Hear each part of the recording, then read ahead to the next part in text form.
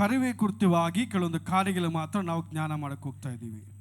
தேவனுடைய அழைப்பு என்பது என்ன என்பது நாம் தெரிந்து கொள்ள வேண்டும். ದೇವರ ಕರೆಯುವಿಕೆ ಅಂದ್ರೆ ಏನು ಎಂಬುದಾಗಿ ನಾವು ತಿಳ್ಕೊಂತಾ ಇದ್ದೀವಿ. அநேக ஜனங்கள் நாம் கிறிஸ்தவர்களாக தான் இருக்கிறோம், ஆனால் ஆண்டவருடைய அழைப்பு என்பது என்னன்னு தெரியாமலே இருக்கிறோம். ಅನೇಕ ಜನರು ಕ್ರೈಸ್ತರಾಗಿದ್ದೀವಿ, ಆದರೆ ದೇವರ ಕರೆಯುವಿಕೆ ಏನೆಂಬುದಾಗಿ ಗೊತ್ತಿಲ್ಲದೆ ಇದ್ದೀವಿ.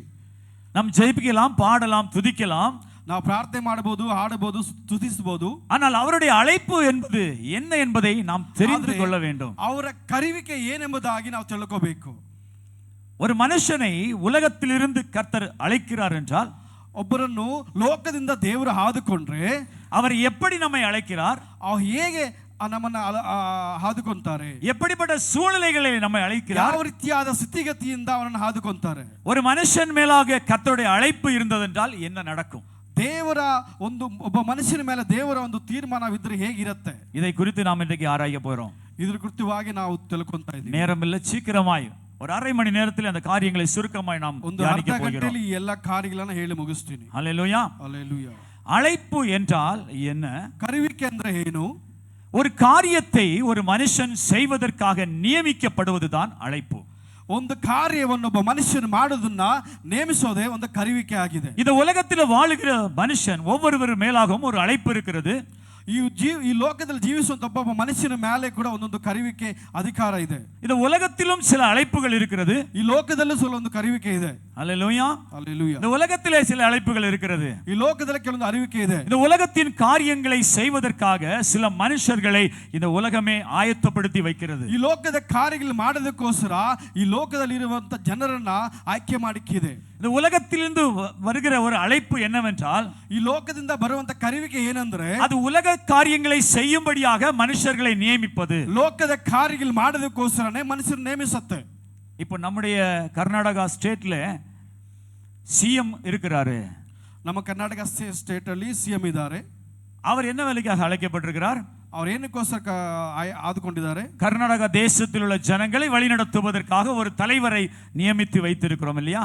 ಕರ್ನಾಟಕವನ್ನು ಜನರನ್ನು ನಡೆಸೋದಕ್ಕಾಗಿ ಒಂದು ಅಧಿಕಾರಿ ನಾವು ನೇಮಿಸಿಕ್ಕಿದ್ದೀವಿ. அவரை எப்படி நியமிக்கப்பட்டார்? ಯಾವ ರೀತಿಯಾಗಿ ನೇಮಿಸಲ್ಪಟ್ಟರು? ஜனங்கள் அவர்களை நியமித்தார்கள். ಹೇಗೆ ಅವರನ್ನು ಆಯ್ಕೆ ಮಾಡಿ? ನಮ್ಮ பகுதியில் உள்ள எம்எல்ஏ எப்படி நியமிக்கப்பட்டார்? ಹೇಗೆ ನಮ್ಮ ಜಾಗದಲ್ಲಿ ಈ ಪ್ರದೇಶದಲ್ಲಿ ಎಮ್ಎಲ್ಎ ನಾವು ಆಯ್ಕೆ ಮಾಡಿಕೊಂಡಿವಿ? நம்ம எப்படி அவரை எம்எல்ஏன்னு சொல்லி அழைக்கிறோம்? ಹೇಗೆ ನಾವು ಎಮ್ಎಲ್ಎ ಎಂಬುದಾಗಿ ಕರಿತೀವಿ? அவர்கள் மக்களாய் தெரிந்து கொள்ளப்பட்ட ஒரு பிரதிநிதி தான் அந்த எம்எல்ஏ. ಜನರು ಅವರನ್ನು ಆದುಕೊಂಡಿರುವಂತ ಒಂದು ಪ್ರತಿನಿಧಿಯಾಗಿದ್ದಾರೆ. அப்ப உலகத்தின் காரியங்களை செய்வதற்காகவும் ஒரு அழைப்பு ஒன்று இருக்கிறது. ಲೋಕದ ಕಾರ್ಯಗಳು ಮಾಡೋದಕ್ಕೆ ಕೂಡ ಒಂದು ಕರೆಯುವಿಕೆ ಇದೆ. அப்படி ಅನೇಕ ஜனங்களை, உலக ஜனங்களை நாம் தேர்ந்தெடுத்து வைத்திருக்கிறோம். ಆ ರೀತಿಯಾದ ಅನೇಕ ಜನರನ್ನ ಲೋಕ ಪ್ರಕಾರವಾಗಿರುವಂತವ್ರು ನಾವು ಆದುಕೊಂಡಿಕ್ಕಿದ್ದೀವಿ. அதே போல ಅದೇ ರೀತಿಯ நம்முடைய சமுதாயத்திலும் நம்ம குடும்பத்திலும் கூட, ನಮ್ಮ ಸಮುದಾಯದಲ್ಲೂ ನಮ್ಮ ಕುಟುಂಬದಲ್ಲೂ ಕೂಡ சிலர்களை நாமே தேர்ந்தெடுத்து வைக்கிறோம். இவர்கள் இப்படி இருக்க வேண்டும், அவர்கள் அப்படி இருக்க வேண்டும் என்று. ಕೆಲವರು ನಾವೇ ನಿರ್ಣಯಿಸಿ ಇರ್ತೀವಿ, ಇವರು ಹೀಗೆ ಇರಬೇಕು, ಇವರು ಹಾಗೆ ಇರಬೇಕು ಎಂಬುದಾಗಿ. நீங்க சின்ன பிள்ளைங்கள்ட்ட கேட்டு பார்த்திருக்கீங்களா? ನೀವು ಚಿಕ್ಕ ಮಕ್ಕಳ ಕೇಳ್ತೀರಾ, நீ வளர்ந்து என்ன ஆளா என்னவா ஆவ அப்படின்னு கேட்டா, ನೀನು ಬೆಳೆದು ಏನಾಗ್ತಿ ಎಂಬುದಾಗಿ ಕೇಳಿದ್ರೆ அந்த பிள்ளை என்ன சொல்லும் தெரியுமா? ಆ ಮಗು ಏನ್ ಹೇಳುತ್ತೆ ಗೊತ್ತಾ? என்ன சொல்லும்? ಏನ್ ಹೇಳುತ್ತೆ? ஒன்னு சொல்லும். ஒரு கிளாஸ்ல நீங்க கேட்டீங்கன்னா, ಕ್ಲಾಸ್ ಅಲ್ಲಿ ನೀವು ಕೇಳಿದ್ರೆ வரிசையா சொல்ல, நான் டாக்டர் ஆவேன், ನಾನು ಡಾಕ್ಟರ್ ಆಗ್ತೀನಿ, நான் இன்ஜினியர் ஆவேன். ನಾನು ಇಂಜಿನಿಯರ್ ಆಗ್ತೀನಿ. எந்த பிள்ளையாவது நான் கள்ளம் ஆவேன்னு சொல்லுமா? ಯಾವ ಮಗುವಾದ್ರೂ ನಾನು ಕಳ್ಳನಾಗ್ತೀನಿ ಎಂಬುದ சொல்லாது. ಹೇಳಲ್ಲ. எல்லா பிள்ளைகளும் சொல்லும், நான் பெரிய ஆள் ஆவேன். ಎಲ್ಲಾ ಮಕ್ಕಳು ಹೇಳ್ತಾರೆ, நான் இப்படியா ஆவேன், நான் அப்படியே ஆவேன் என்று. ನಾನು ಹಂಗ ಆಗ್ತೀನಿ, ಹಿಂಗ ಆಗ್ತೀನಿ ಎಂಬುದಾಗಿ ಹೇಳ್ತಾರೆ. ஆனா குடும்ப சூழ்நிலை நிமித்தமாய் பாருங்க, நம்முடைய பெற்றோர்கள் கூட சில நேரங்களில் நம்முடைய பிள்ளைகள் என்னவாக வேண்டும் என்று ஆசைப்படுகிறோம். ಕುಟುಂಬದ ಸ್ಥಿತಿಗತಿಯನ್ನು ನೋಡಿ ನಾವು ಏನ್ ಹೇಳ್ತೀವಿ, ನನ್ನ ಮಕ್ಕಳು ಏನಾಗಬೇಕೆಂಬುದಾಗಿ ನಾವು ಆಸೆ ಪಡ್ತೀವಿ. என் பிள்ளை ஒரு டாக்டராய் மாற வேண்டும், ನನ್ನ ಮಗು ಒಂದು ಡಾಕ್ಟರ್ ಆಗಬೇಕು, என் பிள்ளை ஒரு இன்ஜினியராய் மாற வேண்டும், ನನ್ನ ಮಗು ಒಂದು ಇಂಜಿನಿಯರ್ ಆಗಿ ಬದಲಾಗಬೇಕು. சிலரை பாருங்க, ಕೆಲವರು ನೋಡಿ அப்பாவை போல் அந்த வேலையை பிள்ளை செய்யும் என்று எதிர்பார்ப்பார்கள். ಅಮಾಯಕ ರೀತಿಯಾಗಿ ಮಗು ಮಾಡುತ್ತೆಂಬುದಾಗಿ ನಾವು ಎದುರು ನೋಡ್ತೀವಿ. என் பிள்ளை கலெக்டரா மாறணும், ನನ್ನ ಮಗಳು ಕಲೆಕ್ಟರ್ ಆಗಿ ಬದಲಾಗಬೇಕು, என் பிள்ளை பெரிய ஆளாய் மாறணும், ನನ್ನ ಮಗು ದೊಡ್ಡ ವ್ಯಕ್ತಿಯಾಗಿ. இப்படி நாமே நம்முடைய பிள்ளைகள் மேலாக சில காரியங்களை நியமித்து வைக்கிறோம். ನಾವೇ ನಮ್ಮ ಮಕ್ಕಳ ಮೇಲೆ ಈ ರೀತಿಯಾದ ಕಾರ್ಯಗಳನ್ನು ನೇಮಿಸಿ ನಾವು ಇಕ್ಕಿದ್ದೀವಿ. இந்த காரியங்கள் அனைத்துமே இந்த உலகத்தில் சில காரியங்களை செய்வதற்காக மனுஷனால் நியமிக்கப்படுவது. ಲೋಕದ ಕಾರ್ಯಗಳು ಮಾಡೋದಕ್ಕಾಗಿ ಮನಸ್ಸಿಂದ ನೇಮಿಸಲ್ಪಡುತ್ತೆ. நான் சொல்லுற ಅழைப்பு அந்த ಅழைப்பு அல்ல. ನಾನು ಹೇಳ್ತಿರುವಂತ ಕರೆಯುವಿಕೆ ಆ ರೀತಿಯಾದಂತ ಕರೆಯುವಿಕೆ ಅಲ್ಲ. இது இந்த பூலோகத்திலே இருக்கக்கூடிய அழைப்பு அல்ல. ಈ ಲೋಕದಲ್ಲಿರುವಂತ ಕರೆಯುವಿಕೆ ಅಲ್ಲ, பரலோகத்தின் அழைப்பு. ಪರಲೋಕದ ಕರೆಯುವಿಕೆ. சொல்லுங்க, பரலோகத்தின் அழைப்பு. ಪರಲೋಕದ ಕರೆಯುವಿಕೆ. எந்த அழைப்பு இது? ಯಾವ ರೀತಿಯಾದ பரலோகத்தின் அழைப்பை குறித்து நாம் தியானிக்க போகிறோம். ಪರಲೋಕದ ಕುರಿತವಾಗಿರುವಂತ ವಿಷಯವನ್ನ ಜ್ಞಾನಿಸ್ತಾ ಇದ್ದೀವಿ. இந்த உலகத்துல வருகிற அழைப்பு என்பது, ಈ ಲೋಕದಲ್ಲಿ ಬರುವಂತ ಕರೆಯುವಿಕೆ ಅನ್ನೋದು, அந்த அழைப்புக்கு சில தகுதிகள் உண்டு. ಆ ಕರೆಯುವಿಕೆಗೆ ಕೆಲವೊಂದು ಯೋಗ್ಯತೆ ಉಂಟು. நீங்க பாத்துறீங்களா? இப்ப எம்எல்ஏ வந்து நம்ம ஓட்டு போட்டு எடுக்கணும்னா அவரை சும்மா போய் எடுக்க முடியாது. ಎಮ್ಎಲ್ಎನ ನಾವು ಓಟ್ ಹಾಕಿ ನಾವು ಅದನ್ನ ಆಯ್ಕೆ ಮಾಡ್ತೀವಿ ಅಂದ್ರೆ ಸುಮ್ಮನೆ ಅಲ್ಲ. என்ன வேணும் அங்க? ಏನ್ ಬೇಕಲ್ಲಿ? ஒரு ஓட்டு போட்டு எங்க பார்ப்பாங்க? மெஜாரிட்டி பார்ப்பாங்க.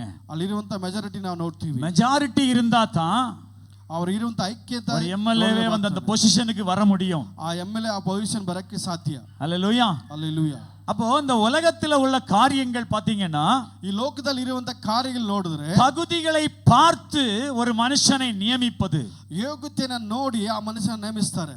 சிலர் பாத்தீங்கன்னா, ಕೆಲವರು ನೋಡಿದ್ರೆ குடும்பத்துல சிலருக்கு நல்ல மரியாதை கிடைக்கும். பாத்தீங்களா? ಕುಟುಂಬದಲ್ಲಿ ಕೆಲವರಿಗೆ ಒಳ್ಳೆ ಮರ್ಯಾದೆ ಸಿಗುತ್ತೆ ಗೊತ್ತಾ? அவரை தூக்கி வச்சு பேசுவாங்க. ಅವರು ಉನ್ನತ ಸ್ಥಾನಕ್ಕೆ ಇಟ್ಟು ಮಾತಾಡ್ತಾರೆ. எதனால சொல்லுங்க? எதனால அப்படி பேசுவாங்க? நல்ல துட்டு இருந்துச்சுன்னா, ಒಳ್ಳೆ ಹಣ, சமுதாயத்துல நல்ல பேரோடு இருந்தாங்கன்னா, ಆ ಸಮುದಾಯದಲ್ಲಿ ಅವ್ರಿಗೆ ಒಳ್ಳೆ ಹೆಸರಿದ್ರೆ. சில திருமண வீடுகள்ல பாத்தீங்கன்னா உங்களுக்கு அது தெரியும். ಕೆಲವೊಂದು ಮದುವೆ ಮನೆಗಳಲ್ಲಿ ನೋಡಿದ್ರೆ ನಿಮ್ಗೆ ಗೊತ್ತಾಗುತ್ತೆ. அவங்கள மட்டும் ரொம்ப விசாரிப்பாங்க. ಅವ್ರ ಮಾತು ತುಂಬಾ ವಿಶೇಷವಾಗಿ ನೋಡ್ತಾರೆ. அவங்கள மேல வச்சு பார்ப்பாங்க. ಅವ್ರ ಮೇಲಿಟ್ಟು ನೋಡ್ಕೊಂತಾರೆ. இது உலகத்திலே சில தகுதிகளை பார்த்து கொடுக்கக்கூடிய அந்த நியமிக்கிறது. அது ಲೋಕದಲ್ಲಿ ಅವರಿಗಿರುವಂತ ಯೋಗ್ಯತೆಯನ್ನು ನೋಡಿ ಕೊಡುವಂತ ಮರ್ಯಾದೆ ಆಗಿದೆ. ஆனால் தேவனுடைய அழைப்பு என்பது அப்படி அல்ல. ದೇವರ ಕರೆಯುವಿಕೆ ಆ ರೀತಿಯಾಗಲ್ಲ.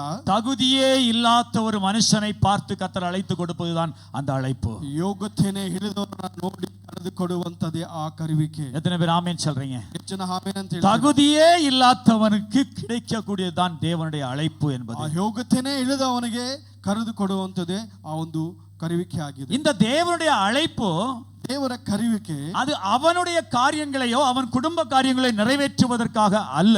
ಅವನ ಕಾರ್ಯಗಳು ಅವನ ಕುಟುಂಬದ ಕಾರ್ಯಗಳು ನೆರವೇರಿಸೋದಕ್ಕಾಗ ಅಲ್ಲ, தேவனுடைய திட்டத்தை நிறைவேற்றுவதற்காக. ದೇವರ ಚಿತ್ತವನ್ನು ನೆರವೇರಿಸುವಂತದಾಗಿದೆ. இந்த உலகத்திலே அழைக்கப்பட்ட பெரிய தலைவர்கள், ಈ ಲೋಕದಲ್ಲಿ ಆಯ್ಕೆ ಮಾಡಿರುವಂತಹ ಅನೇಕ ಅಧಿಕಾರಿಗಳು உலகத்தின் காரியங்களை நிறைவேற்றுவதற்காக அவர்கள் ஆயத்தப்படுத்தி வைத்திருக்கிறார்கள். ಲೋಕದ ಕಾರ್ಯಗಳು ನೆರವೇರಿಸೋದಕ್ಕಾಗಿ ಅವರನ್ನು ಆಯ್ಕೆ ಮಾಡಿದ್ದಾರೆ. ஆனால் தேவனுடைய திட்டத்தை செய்வதற்காக அவர்களுடைய பிள்ளைகளை அழைத்து வந்தது அவருடைய திட்டத்தை நிறைவேற்றுவதற்காக. ದೇವರ ಚಿತ್ತವನ್ನು ಮಾಡೋದಕ್ಕಾಗಿ ದೇವರು ಕರೆದಂತ ಮಕ್ಕಳಾಗಿ ಕರೆಯಲ್ಪಟ್ಟಿದ್ದಾರೆ. ஹல்லேலூயா, ஹல்லேலூயா.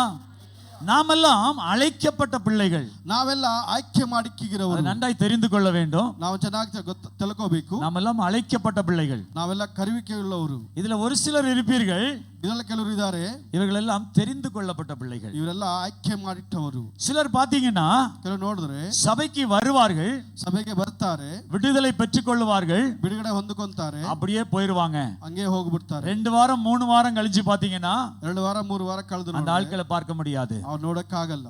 இவர்கள் எல்லாம் பாத்தீங்கன்னா வருவாங்க, அழைக்கப்பட்டாங்க, போயிருவாங்க. ಬರ್ತಾರೆ, ನೇಮಿಸಲ್ಪಡ್ತಾರೆ, ಹೊರಟೋಗ್ತಾರೆ. பட் நாம் தெரிந்து கொள்ளப்பட்ட பிள்ளைகள், ಅದರ ಕರೆಯುವಿಕೆ ಉಳ್ಳವರು இங்க தேவனுக்காக அவருடைய திட்டத்தை நிறைவேற்றுவார்கள். ಇಲ್ಲಿ ದೇವರಿಗೋಸ್ಕರ ಅವರ ಚಿತ್ತವನ್ನು ನೆರವೇರಿಸ್ತಾರೆ. ஹல்லேலூயா, ಹಲ್ಲೆಲೂಯಾ. தெரிந்து கொள்ளப்பட்ட பிள்ளைகள் ಆಯ್ಕೆ ಮಾಡಿ தேவனுடைய திட்டத்தை நிறைவேற்றுவார்கள். ದೇವರ ಚಿತ್ತವನ್ನು ನೆರವೇರಿಸ್ತಾರೆ. நீங்க எந்த கூட்டத்துல உட்கார்ந்திருக்கீங்க? ನೀವು ಯಾವ ಕೂಟದಲ್ಲಿ ಕೂತ್ಕೊಂಡಿದ್ದೀರಾ? எந்த கூட்டத்துல உட்கார்ந்திருக்கீங்க? ಯಾವ ಗುಂಪಿಗೆ ಸಂಬಂಧ? அழைக்கப்பட்ட கூட்டமா, தெரிந்து கொள்ளப்பட்ட கூட்டமா? ಆಯ್ಕೆ ಮಾಡುವಂತ ಗುಂಪಾಗಿದೆ, ಕರೆಯುವಿಕೆ ಗುಂಪು. தெரிந்து கொள்ளப்பட்ட கூட்டமாய் நாம் இருக்க வேண்டும். ஹல்லேலூயா, ஹல்லேலூயா. ಹಲ್ಲೆಲೂಯಾ. ஒரு காலத்துல ಒಂದು ಕಾಲದಲ್ಲಿ இயேசுவை அறியாமல் வாழ்ந்த காலத்துல, ಯೇಸು ತಿಳಿದೇ ಇರುವಂತ ಕಾಲದಲ್ಲಿ நாம் ஒரு அந்நிய மார்க்கத்தோடு சேர்ந்து வாழ்ந்து கொண்டிருந்தோம். ಅನ್ಯರ ಮಾರ್ಗದಲ್ಲಿ ಸೇರಿ ನಾವು ಜೀವಿಸ್ತಾ ಇದ್ವಿ. நமக்கு ஒரு தகுதி கிடையாது. ನಮ್ದು ಯಾವ ರೀತಿಯಾದಂತ ಯೋಗ್ಯತೆ ನಮಗಿರ್ಲಿಲ್ಲ. அப்படி பின்மாற்றமாய் வாழ்ந்து கொண்டிருந்த நம்மை, ಆ ರೀತಿಯಾಗಿ ಹಿಂಜರಿದು ನಾವು ಜೀವಿಸಂತ ನಮ್ಮನ್ನ, தகுதி இல்லாத நம்மை, ಯೋಗ್ಯತೆ ಇಲ್ಲ ಅಂತ ನಮ್ಮನ್ನ அவர் நம்மை அழைத்து ஒரு ஸ்தானத்திலே கொண்டு வந்து உட்கார ಅವರು வைத்திருக்கிறார். ನಮ್ಮನ್ನ ಕರೆದು ಒಂದು ಸ್ಥಾನದಲ್ಲಿ ಕರೆದು அது அவருடைய கிருபை. ನಿಲ್ಲಿಸಿದ್ದಾರೆ. ಅದು ಅವರ ಕೃಪೆ, அவருடைய கிருபை. ಅವರ ಕೃಪೆ. நீங்க இங்க வந்திருப்பது யாருடைய ரெக்கமெண்டேஷனும் கிடையாது. ಇಲ್ಲಿ ಬಂದಿರುವಂತ ನೀವು ಯಾವ ರೆಕಮೆಂಡೇಶನ್ ಅಂತ ಬಂದಿಲ್ಲ. எந்த ரெக்கமெண்டேஷனும் கொடுத்து உங்களை உட்கார வைக்க முடியாது. ಯಾರು ರೆಕಮೆಂಡೇಶನ್ ಕೊಡ್ತು ನಿಮ್ಮನ್ನ ಕರೆದು ಕೊಂಡ್ರಸಿಲ್ಲ.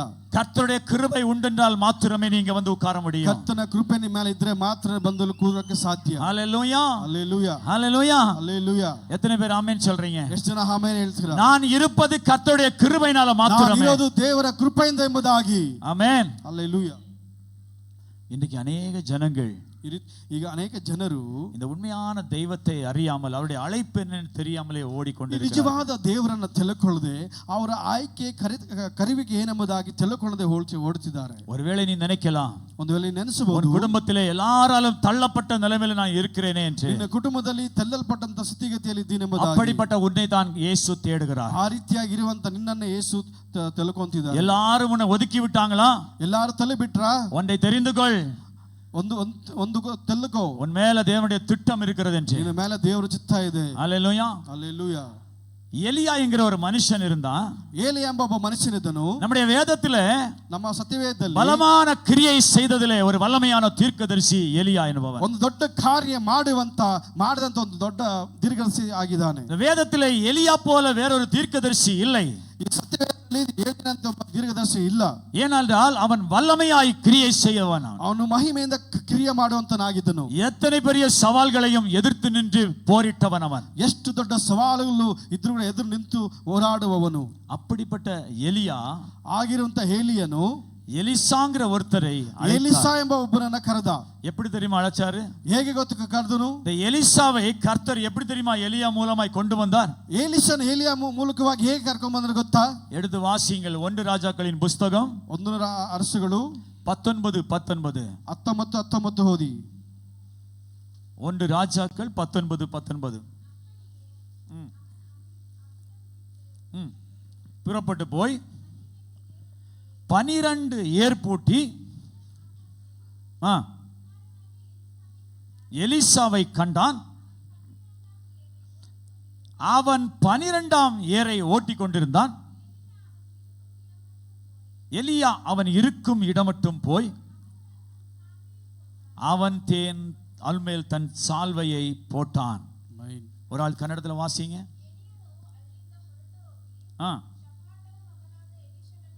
ಕಂಟನು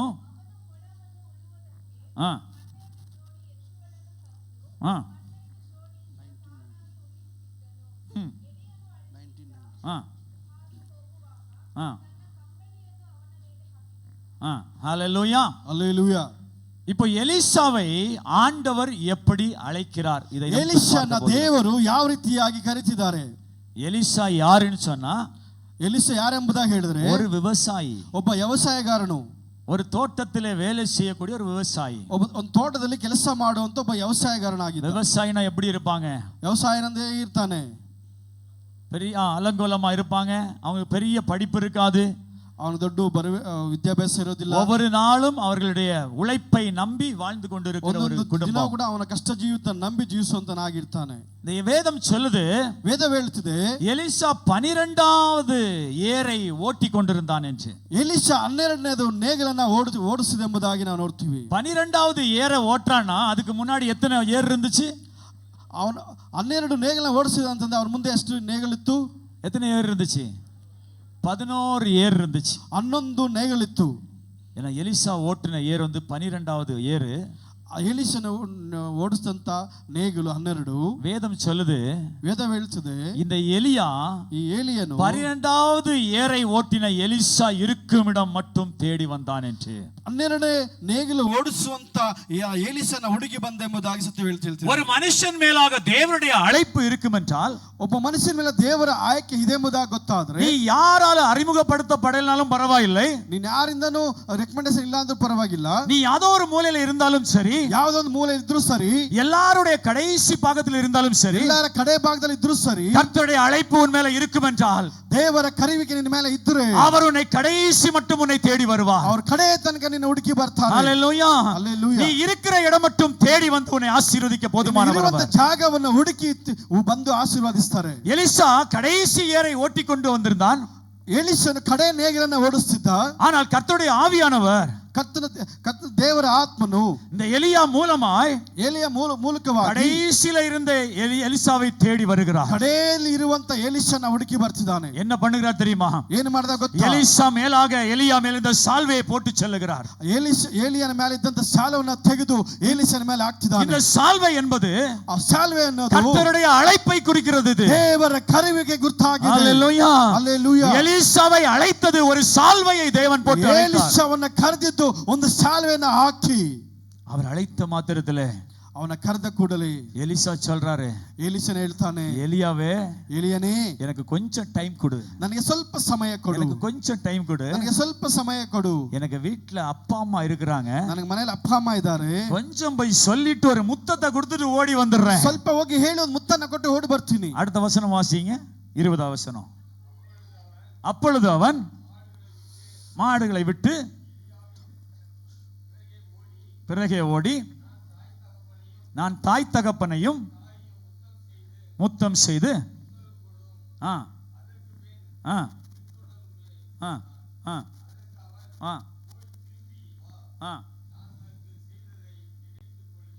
ஆமென். ஒரு ஆள் கருத்துல வாசிங்க.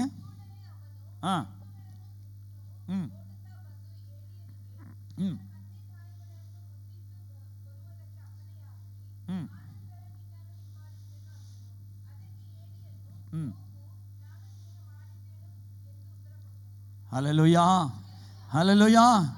ஒரு மனுஷன் மேலாக தேவனுடைய அழைப்பு வருதென்றால், ಒಬ್ಬ ಮನುಷ್ಯನ ಮೇಲೆ ದೇವರ ಕರೆಯುವಿಕೆ ಬರುತ್ತಂದ್ರೆ, நீ எங்க மூலையில உட்கார்ந்து இருந்தாலும் சரி, ಯಾವ ಮೂಲೆಯಲ್ಲಿ ಕೂತಿದ್ರು ಸರಿ, நீ என்ன வேலை பார்த்து கொண்டிருந்தாலும் சரி, ನೀನು ಯಾವ ಕೆಲಸ ನೋಡ್ತಿದ್ರು ಸರಿ, உன்னை உலக ஜனங்கள் பார்க்காமல் போனாலும் சரி, ಈ ಲೋಕದ ಜನರು ನೋಡದೆ ಇದ್ರೂ ಕೂಡ ಪರವಾಗಿಲ್ಲ, கர்த்தருடைய அழைப்பு உன் மேலே வருகிறது என்றால், ದೇವರ ಕರೆಯುವಿಕೆ ನಿನ್ನ ಮೇಲೆ ಇರುವುದಾದ್ರೆ, நீ எங்கிருந்தாலும் உன்னை தேடி வருவார். ಎಲ್ಲಿದ್ರು ಹುಡುಕಿ ಬರ್ತಾರೆ. பக்கத்துல கைபிடிச்சு சொல்லுங்க, ಪಕ್ಕದಲ್ಲಿ ಕೈ ಹಿಡಿದು ಹೇಳಿ, நீங்க எங்க இருந்தாலும் இயேசு உங்களை தேடி வருவார். ನೀವು ಎಲ್ಲಿದ್ರು ಯೇಸು ನಿಮ್ಮನ್ನು ಹುಡುಕಿ ಬರ್ತಾರೆ. எங்க இருந்தாலும் தேடி வருவார். ಯೇಸು ಎಲ್ಲಿದ್ರು ನಿಮ್ಮ ಹುಡುಕಿ ಬರ್ತಾರೆ. உங்க வீட்ல நீங்க கடைசியா இருந்தாலும் அங்கே தேடி வருவார். ನಿನ್ನ ಮನೆಯಲ್ಲಿ ನೀನು ಕಡೆಯದಾಗಿದ್ರು ಕೂಡ ಅಲ್ಲಿ ಹುಡುಕಿ ಬರ್ತಾರೆ. ஹalleluya, ஹalleluya, ஹalleluya, ஹalleluya. நீ நினைக்கலாம், ನೀನು ನೆನೆಸಬಹುದು, ஐயோ நான் வீட்டிலே ஒன்றுக்கும் உதவாதவனாய் இருக்கிறேனே என்று, ನಾನು ಮನೆಯಲ್ಲಿ ಯಾವುದಕ್ಕೂ ಬೇಡವಾದವನಾಗಿದ್ದೀನಿ, எனக்கு எந்த மரியாதையும் கிடைக்கவில்லை என்று ಯಾವ ಮರ್ಯಾದೆ ಇಲ್ಲವೇ, நான் சொல்லுகிறேன், ನಾನು ಹೇಳ್ತಿದ್ದೀನಿ, கர்த்தருடைய அழைப்பு உன் மேல இருக்கும் என்றால், ದೇವರ ಕರೆಯುವಿಕೆ ನಿನ್ನ ಮೇಲೆ ಇದ್ದರೆ, உலகம் தராத ஒரு முகவரியை கர்த்தர் உனக்கு வைப்பார். ದೇವರು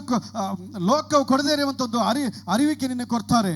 உலகம் தராத ஒரு அட்ரஸை உன் மேல கர்த்தர் வைப்பார். ಲೋಕವು ಕೊಡದೇ ಇರುವಂತ ಒಂದು ಅಡ್ರೆಸ್ ನಿನ್ನ ಮೇಲೆ ಕೊಡ್ತಾರೆ. உன்னை தேடி உலகம் வராது, ಲೋಕವು ನಿನ್ನ ಹುಡುಕಿ ಬರಲ್ಲ, அவர் உன்னை தேடி வருவார். ಅವರು ನಿನ್ನ ಹುಡುಕಿ ಬರ್ತಾರೆ. ஹalleluya, ஹalleluya.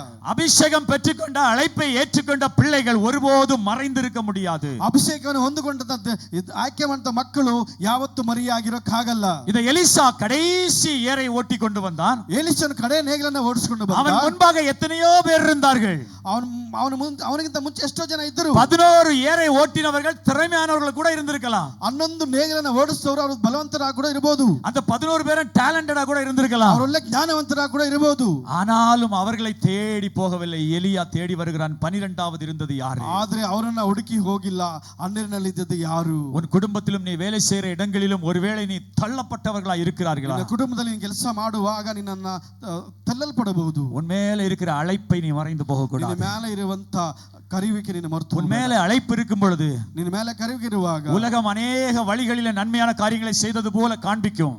ಲೋಕದಲ್ಲಿ ಅನೇಕ ಅದ್ಭುತವಾದ ಕಾರ್ಯಗಳು ಮಾಡುತ್ತಾರೆ ತೋರಿಸಬಹುದು. உலகத்தின் காரியங்களுக்கு நீ செவி கொடுக்காமல், ಲೋಕದ ಕಾರ್ಯಗಳಿಗೆ ಕಿವಿ ಕೊಡದೆ கர்த்தருடைய அழைப்பை நிறைவேற்றுவதற்கு நீ ஒப்பு கொடுக்க வேண்டும். ದೇವರ ಕರೆಯುವಿಕೆ ನೆರವೇರಿಸುವುದಕ್ಕಾಗಿ ಒಪ್ಪಿಸಿಕೊಡು. ஹல்லேலூயா, ஹல்லேலೂಯಾ. இப்போ எலிசா கேக்குறாரு எலியா கிட்ட. ಎಲಿಷನು ಎಲಿಯ ಹತ್ರ ಕೇಳ್ತಿದ್ದಾನೆ, எலியாவே, ಎಲಿಯಾನೇ, என் அப்பா அம்மா நான் பார்க்கணும், ನನ್ನ ಅಪ್ಪ ಅಮ್ಮ ನೋಡಬೇಕು, அவங்களுக்கு ஒரு முத்தம் கொடுக்கணும், ಅವ್ರಿಗೊಂದು ಮುತ್ತು ಕೊಡಬೇಕು, ஒரு பெர்மிஷன் கொடுப்பா, எனக்கு ನನಗೆ ಸ್ವಲ್ಪ ಸಮಯ ಕೊಡು, போயிட்டு வர்றேன்னு சொல்றாரு. ನಾನು ನೋಡ್ ಬರ್ತೀನಿ. யார் சொல்றா தெரியுமா? ಯಾರು ಹೇಳಿದ್ರೆ ಗೊತ್ತಾ? அழைப்பை பெற்றுக்கொண்டவன் சொல்றான். ಕರಿವಿಕೆ ಹೊಂದಿಕೊಂಡವನು ಹೇಳ್ತಿದ್ದಾನೆ. எலியாவால சால்வையை போட்டு பெற்றுக்கொண்டவன் சொல்றான், ಏಲಿಯನ ಸಾಲ್ವೆನ ಹಾಕಿ ಹೇಳಿಕೊಂಡವನು என் ಹೇಳ್ತಿದ್ದಾನೆ, தகப்பன் தாயை நான் முத்தமிட வேண்டும், எனக்கு பெர்மிஷன் கொடுப்பா ನನ್ನ என்று. ಅಪ್ಪ ಅಮ್ಮನಿಗೆ ನಾನು ಮುತ್ತು ಕೊಡಬೇಕು, ನನಗೆ ಅವಕಾಶ ಮಾಡಿಕೊಡು. எலியா என்ன சொன்னார் தெரியுமா? ಏಲಿ ಏನ್ ಹೇಳಿದ ಗೊತ್ತಾ? எலிசாவே, ಎಲಿಸನೇ நீ போ, ನೀನು ಹೋಗು, போய் சென்று வா, ನೀನು ಹೋಗಿ ಬಾ. ஆனாலும் ಆದರೆ கர்த்தர் உன் மேல வச்ச அழைப்பை நினைச்சுக்கோ. ಕರ್ತನು ನಿನ್ನ ಮೇಲೆ ಇಟ್ಟಿರುವಂತ ಕರಿವಿಕೆಯನ್ನ கடைசி வசனத்துல கடைசி வரி வாசிங்க. ಆ ಕಡೆ ವಾಕ್ಯವನ್ನು ಓದಿ. அப்பொழுது அவனை விட்டு போய்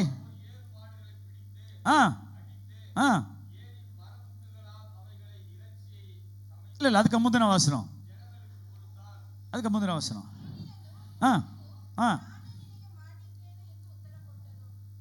இல்ல அதுக்கு முந்தின வசனம். தன் தகப்பன் தாயை முத்தம் செய்து திரும்பி வா. கர்த்தர் செய்ததை ನಿನೈತುಕೊಳ್ಳ. ಹಲ್ಲೆಲೂಯಾ. ದೇವರು ಮಾಡಿರೋದನ್ನ ನೆನೆಸ್ಕೋ ಅಂತ ಹೇಳಿ ಕಳಿಸ್ತಾ ಇದ್ದಾರೆ. ದೇವರು ಮಾಡಿರೋದನ್ನ ನೆನೆಸು ಎಂಬುದಾಗಿ ಹೇಳಿ ಕಳಿಸಿದ್ದಾನೆ. என்ன ஆண்டவர் செய்து அனுப்பினாரு? ಏನ್ ದೇವರು ಕಾರ್ಯ ಮಾಡಿದ್ರು ಮುಂದೆ? என்ன அனுப்பினாரு? அவனுடைய அழைப்பை எலிசா மேலாக வைத்து அனுப்புகிறார். ಅವರ ಕರಿವಿಕೆ ಎಲಿಸನ ಮೇಲೆ ಇಟ್ಟು ಕಳಿಸಿದ್ದಾರೆ. இது சாதாரண அழைப்பல்லங்க, ಇದು சாதாரணவರಂತ ನೇಮವಲ್ಲ. எலிசா அந்த உலகத்திலிருந்து உழுது கொண்டிருந்த விவசாயியை அழைத்தது சாதாரண அழைப்பல்ல. ಲೋಕದಲ್ಲಿ ವ್ಯವಸಾಯಗಾರನ ಕರೆಯೋದು ಸಾಧಾರಣವಾದ ವಿಷಯವಲ್ಲ. எலிசா ஒரு பணக்காரன் அல்ல, ಎಲಿಸಾ ದೊಡ್ಡ ಹಣವಂತನಲ್ಲ, நல்ல அறிவாளி அல்ல, ಒಳ್ಳೆ ಬುದ್ಧಿವಂತನಲ್ಲ. ஒரு விவசாயியை தேடி கர்த்தர் இறங்கி வருகிறார். ಹುಡುಕಿ கர்த்தர் வருகிறார். ದೇವರು ಬರ್ತಿದ್ದಾರೆ. இப்ப எலியா மூலமாக எலிசா மேலாக ஒரு சால்வையை போடுகிறார். ಎಲಿಯ ಮೂಲಕವಾಗಿ ಎಲಿಸನ ಒಂದು ಶಾಲನ ಹಾಕ್ತಿದ್ದಾರೆ. இந்த சால்வை என்பது தேவனுடைய அழைப்பு. ಆ ಸಾಲ್ವೆ ಎಂಬುದು ದೇವರ ಕರಿವಿಕೆ. ஹல்லேலூயா. இந்த அழைப்பை பெற்றுக்கொண்டவன் வீட்டுக்கு போகட்டுமான்னு கேக்குறான். ಈ ಕರಿವೆಯನ್ನು ಹೊಂದಿಕೊಂಡವನು ನನ್ನ ಮನೆಗೆ ಹೋಗಲೆಂಬುದಾಗಿ எலியா சொல்றாரு, அப்பா நீ போயிட்டு வாப்பா. ಎಲಿಯನ ಹೇಳ್ತಿದ್ದಾನೆ, ನೀನು ಹೋಗಿ ಬಾ. ஆனால் உனக்கு சம்பவித்ததை, உனக்கு நடந்ததை நினைச்சுக்கோ. ಆದ್ರೆ ನೀನು ನಡೆದಂತ ಕಾರ್ಯವನ್ನ ನೀನು ನೆನೆಸು. அதுக்கு ಅರ್ಥ என்ன தெரியுமா? ಅದಕ್ಕೆ ಅರ್ಥವೇನು ಗೊತ್ತಾ? நீ போற, ನೀನು ಹೋಗ್ತಿದೀಯಾ, போயிட்டு திரும்ப வரணும்பா. ಅದು ತಿರುಗಿ ಬರಬೇಕು. அங்கே உட்கார்ந்துராத, ಅಲ್ಲೇ ಕೂತ್ಕೋಬೇಡ. உன் மேல கர்த்தருடைய அபிஷேகம் இருக்கிறது. ನಿನ್ನ ಮೇಲೆ ಕರ್ತನ ಅಭಿಷೇಕ ಇದೆ. உன் மேல கர்த்தருடைய அழைப்பு இருக்கிறது. ನಿನ್ನ ಮೇಲೆ ದೇವರ ಕರಿವಿಕೆ ಇದೆ. இதை மறந்து போய் வீட்ல உட்கார்ந்துராதன்னு சொல்லி அனுப்புறாரு. ದೇವರ ಮನೆಯಲ್ಲಿ ಕೂತ್ಕೋಬೇಡ ಎಂಬುದಾಗಿ ದೇವರು ಹೇಳ್ತಿದ್ದಾರೆ. ஏன் தெரியுமா? ಯಾಕೆ ಗೊತ್ತಾ? அழைக்கப்பட்டவன் மேலாக இருக்கிற அபிஷேகத்தை உலகம் கூட தடை செய்ய முடியாது. ಆಯ್ಕೆ ಮಾಡಲ್ಪಟ್ಟಂತ ಮೇಲೆ ಇರುವಂತ ಅಭಿಷೇಕ ಲೋಕವು ತಡೆ ಮಾಡಕ್ಕೆ ಆಗೋದಿಲ್ಲ. மேல வைத்திருக்கிற அபிஷேகத்தை உலக ஜனங்கள் எடுத்து செல்ல முடியாது. ನಿನ್ನ ಮೇಲೆ ಇಟ್ಟಿರುವಂತ ಅಭಿಷೇಕವು ಲೋಕ ಜನರು ಎತ್ಕೊಂಡು ಹೋಗಕ್ಕೆ ಆಗಲ್ಲ. நீயும் நானும் அழைக்கப்பட்டவர்கள். ನಾವು ಆಯ್ಕೆ ಮಾಡಿಟ್ಟವರು. உன்னையும் என்னையும் கர்த்தர் அபிஷேகம் பண்ணி வைத்திருக்கிறார். ನನ್ನ ದೇವರು ಅಭಿಷೇಕ ಮಾಡಿದ್ದಾರೆ. இது சாதாரண அபிஷேகம் அல்ல, சாதாரணವಾದ ಅಭಿಷೇಕವಲ್ಲ, உலகத்திலிருந்து வருகிற அபிஷேகம் அல்ல. ಲೋಕ ರೀತಿಯಾಗಿ ಬರುವಂತ இது ಅಭಿಷೇಕವಲ್ಲ. உலகத்தை உண்டு பண்ணின சர்வ வல்லமையுள்ள தேவன் கொடுத்தது. ಈ ಸರ್ವಶಕ್ತನ ದೇವರು ಕೊಟ್ಟಂತ ಅಭಿಷೇಕ. நீ மறந்து போகாதே, நீ மறந்து போகாதே, ನೀನು ಮರೆತು ಹೋಗಬೇಡ சொல்லி அனுப்புறாரு. ಹೇಳಿ ಕಳಿಸಿದ್ದಾರೆ. எலிசா நீ மறந்துடாத. ಎಲಿಸನೇ ನೀ ಮರಿಬೇಡ. இன்னைக்கு நான் உங்களை பார்த்து சொல்றேன், ನಾನು ಇವತ್ತು ನಿಮ್ಮನ್ನು ನೋಡಿ உங்க ಹೇಳ್ತೀನಿ, மேல இருக்கிற அபிஷேகம் வல்லமை உள்ளது. ನಿನ್ನ ಮೇಲೆ ಇರುವಂತ ಅಭಿಷೇಕ ಮಹಿಮೆ அன்பு சகோதர, அன்பு சகோதரி, ಪ್ರಿಯ ಸಹೋದರ உங்க ಸಹೋದರಿ, மேல இருக்கிற அபிஷேகம் பெரிது. ನಿನ್ನ ಮೇಲೆ ಇರುವಂತ ಅಭಿಷೇಕ ದೊಡ್ಡದು. உங்க மேல வச்சிருக்கிற திட்டங்கள் பெரிது. ನಿಮ್ಮ ಮೇಲೆ ಇರುವಂತ ಏಕೋಗಳ ದೊಡ್ಡವಾಗಿವೆ. எத்தனையோ பேர் செய்ய முடியாத காரியத்தை உங்களை வைத்து செய்ய போகிறார். ಎಷ್ಟೋ ಜನರು ಇಟ್ಟು ಮಾಡದಂತ ಕಾರ್ಯವನ್ನು ನಿಮ್ಮನ್ನಿಟ್ಟು ಮಾಡೋರಾಗಿದ್ದಾರೆ. இப்ப அபிஷேகம் பண்ணியாச்சு, ಈ ಅಭಿಷೇಕ ಮಾಡಿ ಆಯ್ತು, கர்த்தர் எலிசாவை அழைத்தாச்சு. ದೇವರು ಎಲಿಸನ ಕರೆದಾಯ್ತು. இந்த எலிசா எப்படி பண்ணாரு? ಎಲಿಸನ ಏನ್ ಮಾಡ್ದ ಗೊತ್ತಾ? எலியா கடைசியாய் பண்ணின அற்புதத்தை ಎಲಿಸನು ಏಲಿಯ ಕಡೆದಾಗಿ ಮಾಡಂತ ಅದ್ಭುತವು. எலியா என்ன பண்ணார் கடைசியா? ಎಲಿ ಏನ್ ಮಾಡ್ದ ಕಡೆದಾಗಿ? துணியை முறுக்கி தண்ணில அடிச்சாரு. அடிச்ச உடனே என்ன நடந்துச்சு? வழி விட்டு கொடுத்துருச்சு. இது எலியா செய்த கடைசி அற்புதம். ಎಲಿಯನು ಮಾಡಂತ ಕಡೆ ಅದ್ಭುತವಾಗಿತ್ತು. ஆனால் எப்போது எலிசா மேல கர்த்தருடைய அபிஷேகத்தின் அழைப்பு இறங்கி வந்ததோ, ಯಾವಾಗ ಏಲಿಯ ಮೇಲೆ ಇದ್ದಂತ ಎಲಿಸನ ಮೇಲೆ ಅಭಿಷೇಕ ಹಿಡಿದು ಬಂತು, இந்த எலிசா முதலாவது செய்த அற்புதமே எலியா செய்த கடைசி அற்புதத்தை ಎಲಿಸನ ಮಾಡಂತ ಮೊದಲನೇ ಅದ್ಭುತವೇ ಏಲಿಯನ ಕಡೆಯ ಮಾಡದಂತ ಮೊದಲನೇ ಅದ್ಭುತವಾಗಿ. எலிசா செய்த கடைசி அற்புதத்தை எலியா முதலாவதே செய்ய ஆரம்பித்தார். ಏಲಿಯ ಮಾಡದಂತ ಕಡೆಯ ಅದ್ಭುತವು ಎಲಿಸನ ಮೊದಲನೇದಾಗಿ ಮಾಡದ. எலியாவை விட எலிசாவை பயங்கரமாய் கர்த்தர் எடுத்து பயன்படுத்த ஆரம்பித்தார். ಏಲಿಯನಿಗಿಂತ ಎಲಿಸನನ್ನ ಭಯಂಕರವಾಗಿ ಅನೇಕ ವಲ್ಲமையான காரியங்களை கர்த்தர் செய்ய ஆரம்பித்தார். ಅನೇಕ ಮಹಿಮೆಯ ಕಾರ್ಯಗಳು ಅವನ ಮೂಲಕವಾಗಿ ಮಾಡಿದ. அது மட்டுமல்ல, ಅದು ಮಾತ್ರವಲ್ಲ, எலியா செத்த பிறகு கூட ಏಲಿಯ ಸತ್ತ ನಂತರ ಕೂಡ ஒருத்தன் செத்து போனவனை ஜீவனோட எழுப்ப முடியும். ಒಬ್ಬ ಸತ್ತು ಹೋದನ ಜೀವ ಸಮೇತವಾಗಿದ್ದು வேதம் சொல்லுகிறது. ವೇದ ಹೇಳುತ್ತದೆ இதே எலிசா, ಇದೇ ಎಲಿಷನು, இன்னைக்கு அபிஷேகம் பெற்றுக்கொண்ட எலிசா, ಅಭಿಷೇಕವನ್ನು ಹೊಂದಿಕೊಂಡ ಎಲಿಷನು, அழைப்பை பெற்றுக்கொண்ட எலிசா, ಈ ಕರೆವಿಕೆ ಹೊಂದಿಕೊಂಡ ಎಲಿಷನು, அவன் மரித்து போகிற நேரம் வருகிறது. ಅವನು ಸಾಯುವಂತ ಸಮಯ ಬರ್ತಿದೆ. அவன் மரித்துட்டான், ಅವನು ಸತ್ತೋದ. அவனை கொண்டு அடக்கம் பண்ணிருக்காங்க. ಅವನು ತಗೊಂಡೋಗಿ ಸಮಾಧಿ ಮಾಡಿದ್ದಾರೆ. அந்த காலத்துல அடக்கம் என்று சொல்வது ஒரு குகைக்குள்ள தூக்கி போட்டுருவாங்க, அவ்வளவுதான். ಆ ಕಾಲದಲ್ಲಿ ಒಂದು ಗುಹೆಯಲ್ಲಿ ಬಿಡ್ತಾರೆ, ಸಮಾಧಿ ಇರಲಿಲ್ಲ. இப்ப உள்ள வச்சு போட்டுட்டாங்க, ಒಳಗಡೆ ಮುಚ್ಚಿಬಿಟ್ರು. வழியில யாரோ ஒருத்தர் செத்ததுக்கு ದಾರಿಯಲ್ಲಿ ಅವನೊಬ್ಬ ಸತ್ತೋದವನ್ನ, அந்த செத்தவனை எடுத்துக்கொண்டு அடக்கம் பண்றதுக்காக 4 பேர் தூக்கிட்டு வரானுங்க. 4 ಜನ ಸತ್ತಂತ ಎನವನ್ನ ಎತ್ತುಕೊಂಡು 4 ಜನ ಬರ್ತಿದ್ದಾರೆ. அவன் செத்து போனான் தான். ಅವನು ಸತ್ತೋದವನು செத்தவனை கொண்டு அடக்கம் பண்றதுக்காக போகும் பொழுது ಅವನನ್ನು ಸಮಾಧಿ ಮಾಡಕ್ ಹೋಗುವಾಗ எலிசா செத்து போன அந்த சமாதிக்குள்ளால ಎಲಿಸಾವನ್ನ ಸತ್ತೋಗಿಟ್ಟಂತ ಸಮಾಧಿ ಒಳಗಡೆ இந்த செத்து போன பிணத்தை தூக்கி உள்ள போடுறாங்க. ಈ ಸತ್ತೋಂತ ಎನವನ್ನ ತೂಕಿ என்ன நடந்துச்சு தெரியுமா? ಏನ್ ನಡೆದಿದೆ ಗೊತ್ತಾ? அந்த செத்து போன பிணம் உள்ளாடி விழும்போது என்ன நடந்துச்சு தெரியுமா? ಆ ಸತ್ತೋಂತ ಎನವ ಏನಾಯ್ತು ಗೊತ್ತಾ? வேதம் சொல்லுது. ಸತ್ಯವೇದ ಹೇಳ್ತಿದೆ, எலி செத்து போன எலிசாவின் உடம்புல எலும்புல இந்த செத்து போன பிணம் டச் ஆச்சுதான். ಸತ್ತೋದಂತ ಎಲಿಸನ ಮೂಲಕವಾಗಿ ಈ ಸತ್ತೋಂತ ಮನುಷ್ಯನ ಬದುಕಿ ಬಂದ. அந்த மனுஷன் உயிரோட எழும்பி நிக்கிறான். ಆ ಮನುಷ್ಯನು ಜೀವ ಸಹಿತವಾಗಿ ಎದ್ದೇಳಿದ. செத்து போன எலிசாவோட எலும்புல ஒரு செத்த பிணத்தை கொண்டு போட்டபோது இந்த பிணம் எழும்பி நிற்கிறது. ಸತ್ತೋದಂತ ಮೂಳೆಯಿಂದ ಈ ಎನವ ಎದ್ದು ನಿಂತಿದೆ. இந்த பிணம் எப்படி எழும்பினது தெரியுமா? ಈ ಎನವ ಹೇಗೆ ಎದ್ದೇಳಿದೆ ಗೊತ್ತಾ? எலிசா மேலாக கர்த்தர் வைத்திருந்த அபிஷேக வல்லமை, ಎಲಿಸನ ಮೇಲೆ ಇದ್ದಂತ ಅಭಿಷೇಕದಿಂದ எலிசாவை கர்த்தர் அழைத்த அழைப்பு அது. ಎಲಿಸಾವನ ಕರ್ತನ ಕರೆಯುವಾಗ, அன்பு தேவ ஜனமே, ಪ್ರಿಯ ದೇವ ಮಕ್ಕಳೇ, இன்னைக்கு ஒருவேளை நீ எலிசாவை போல கடைசியாய் உட்கார்ந்து இருக்கலாம். ಇನ್ನೊಂದು ವೇಳೆ ಎಲಿಸನಂತ ನೀನು ಕಡೆಯದಾಗಿ ಕೂತಿರಬಹುದು. ஒருவேளை எல்லா ஜனத்தாலும் தள்ளப்பட்ட ஜனமாய் நீ இருக்கலாம். ಎಲ್ಲ ಜನರಿಂದ ತಳ್ಳಪಟ್ಟಲಾಗಿರಬಹುದು. உன் குடும்பம் உள்ளவர்கள் சொல்லுவார்கள், இவன் சரியில்லை, இவன் சரியில்லை என்று. ಕುಟುಂಬ ನೋಡಿ ನೀನು ಹೇಳಬಹುದು, ಇವನು ಸರಿ ಇಲ್ಲ, ಇವನು ಸರಿ ಇಲ್ಲ ಎಂಬುದಾಗಿ. கவலைப்படாதே, ಭಯಪಡಬೇಡ, கவலைப்படாதே, ಭಯಪಡಬೇಡ. உன்னை அழைத்தவர் உண்மையுள்ளவர். ನಿನ್ನನ್ನು ಕರೆದವರು ನಿಜ, உன்னை கடைசி வரைக்கும் அவர் நடத்துவார். ಕಡೆಯವರೆಗೂ ನಡೆಸ್ತಾರೆ. எத்தனை பேர் ஆமென் சொல்றீங்க? ಎಷ್ಟು ಜನ ಆಮೆನ್ ಹೇಳ್ತೀರಾ? ஆமென், ಆಮೆನ್, ஹalleluya, ಹalleluya. கர்த்தருடைய ஆவியானவர் நம்ம மத்தியிலே உலாவிக் கொண்டிருக்கிறார். ದೇವರ ಆತ್ಮ ನಮ್ಮಲ್ಲಿ ಸಂಚರಿಸಿದ್ದಾರೆ. அவர் உலாவிக் கொண்டிருக்கிறார். ಅವರು ಸಂಚರಿಸಿದ್ದಾರೆ. அதுதான் சொன்னேன். ಅದೇ ಹೇಳಿದೆ, ஒருத்தன் மேல அழைப்பு வந்துருச்சுன்னா, ಒಬ್ಬರ ಮೇಲೆ ಆಯ್ಕೆ ಬಂದ್ರೆ அந்த அழைப்புக்கு தகுந்தா போல நீ நடக்க ஆரம்பிக்கணும். ಆ ಕರೆಯುವಿಗೆ ತಕ್ಕಂತೆ ನೀನು ನಡಿಬೇಕು. அந்த அழைப்பை கெடுக்கும்படியாய் உலகத்தின் அநேக காரியங்கள் வரும். ಕರೆಯುವಿಕೆಯನ್ನು ಕಡಿಸೋದಕ್ಕಾಗಿ ಲೋಕ ಪ್ರಕಾರ ಅನೇಕ ಕಾರ್ಯಗಳು ಬರಬಹುದು. அதற்கு செவி கொடுக்காம, ಅದಕ್ಕೆ ಕಿವಿ ಕೊಡದೆ ஆண்டவருடைய திட்டத்தை நிறைவேற்றுவதற்கு நீ ஒப்பு கொடுக்க வேண்டும். ದೇವರ ಚಿತ್ತವನ್ನು ನೆರವೇರಿಸೋದಕ್ಕಾಗಿ ನೀನು ಒಪ್ಪು ಕೊಡಬೇಕು. அழைக்கப்பட்ட பிள்ளைகள் ಕರೆದಂತ ஒவ்வொரு ಮಕ್ಕಳು நாளும் உன்னுடைய ஜெபத்துல நீ கேட்கணும், ಒಂದೊಂದು ದಿವಸ ನಿನ್ನ ಪ್ರಾರ್ಥನೆಯಲ್ಲಿ ಕೇಳಬೇಕು, ஆண்டவரೇ என் மேல என்ன திட்டம் வச்சிருக்கீங்க? ದೇವರೇ ನನ್ನ ಮೇಲೆ ಯಾವ ರೀತಿ ಅಂತ ನಿಯೋಗವನ್ನು ಇಟ್ಟಿದ್ದೀರಾ? இன்றைக்கு நான் உம்முடைய திட்டத்தை எப்படி நிறைவேற்றுவது? ನಿಮ್ಮ ನಿಯೋಗವನ್ನು ಹೇಗೆ ನೆರವೇರಿಸಬೇಕು? உன்னுடைய ஜெபம் அப்படிப்பட்டதா இருக்க வேண்டும். ನಿನ್ನ ಪ್ರಾರ್ಥನೆ ಆ ರೀತಿಯಾದ ಪ್ರಾರ್ಥನೆ ಆಗಿರಬೇಕು. உனக்கு ஜீவனை கொடுத்து, நல்ல ஆகாரத்தை கொடுத்து, வேலையை கொடுத்து வைத்திருப்பது, ಜೀವವನ್ನು ಕೊಟ್ಟು, ಆರೋಗ್ಯವನ್ನು ಕೊಟ್ಟು, ಒಳ್ಳೆ ಕೆಲಸವನ್ನು ಕೊಟ್ಟು அவருடைய திட்டத்தை நிறைவேற்றுவதற்காக, ಅವರ ನಿಯೋಗವನ್ನ ನೆರವೇರಿಸುವುದಕ್ಕಾಗಿ. ஹalleluya, ಹಲ್ಲೆಲೂಯಾ.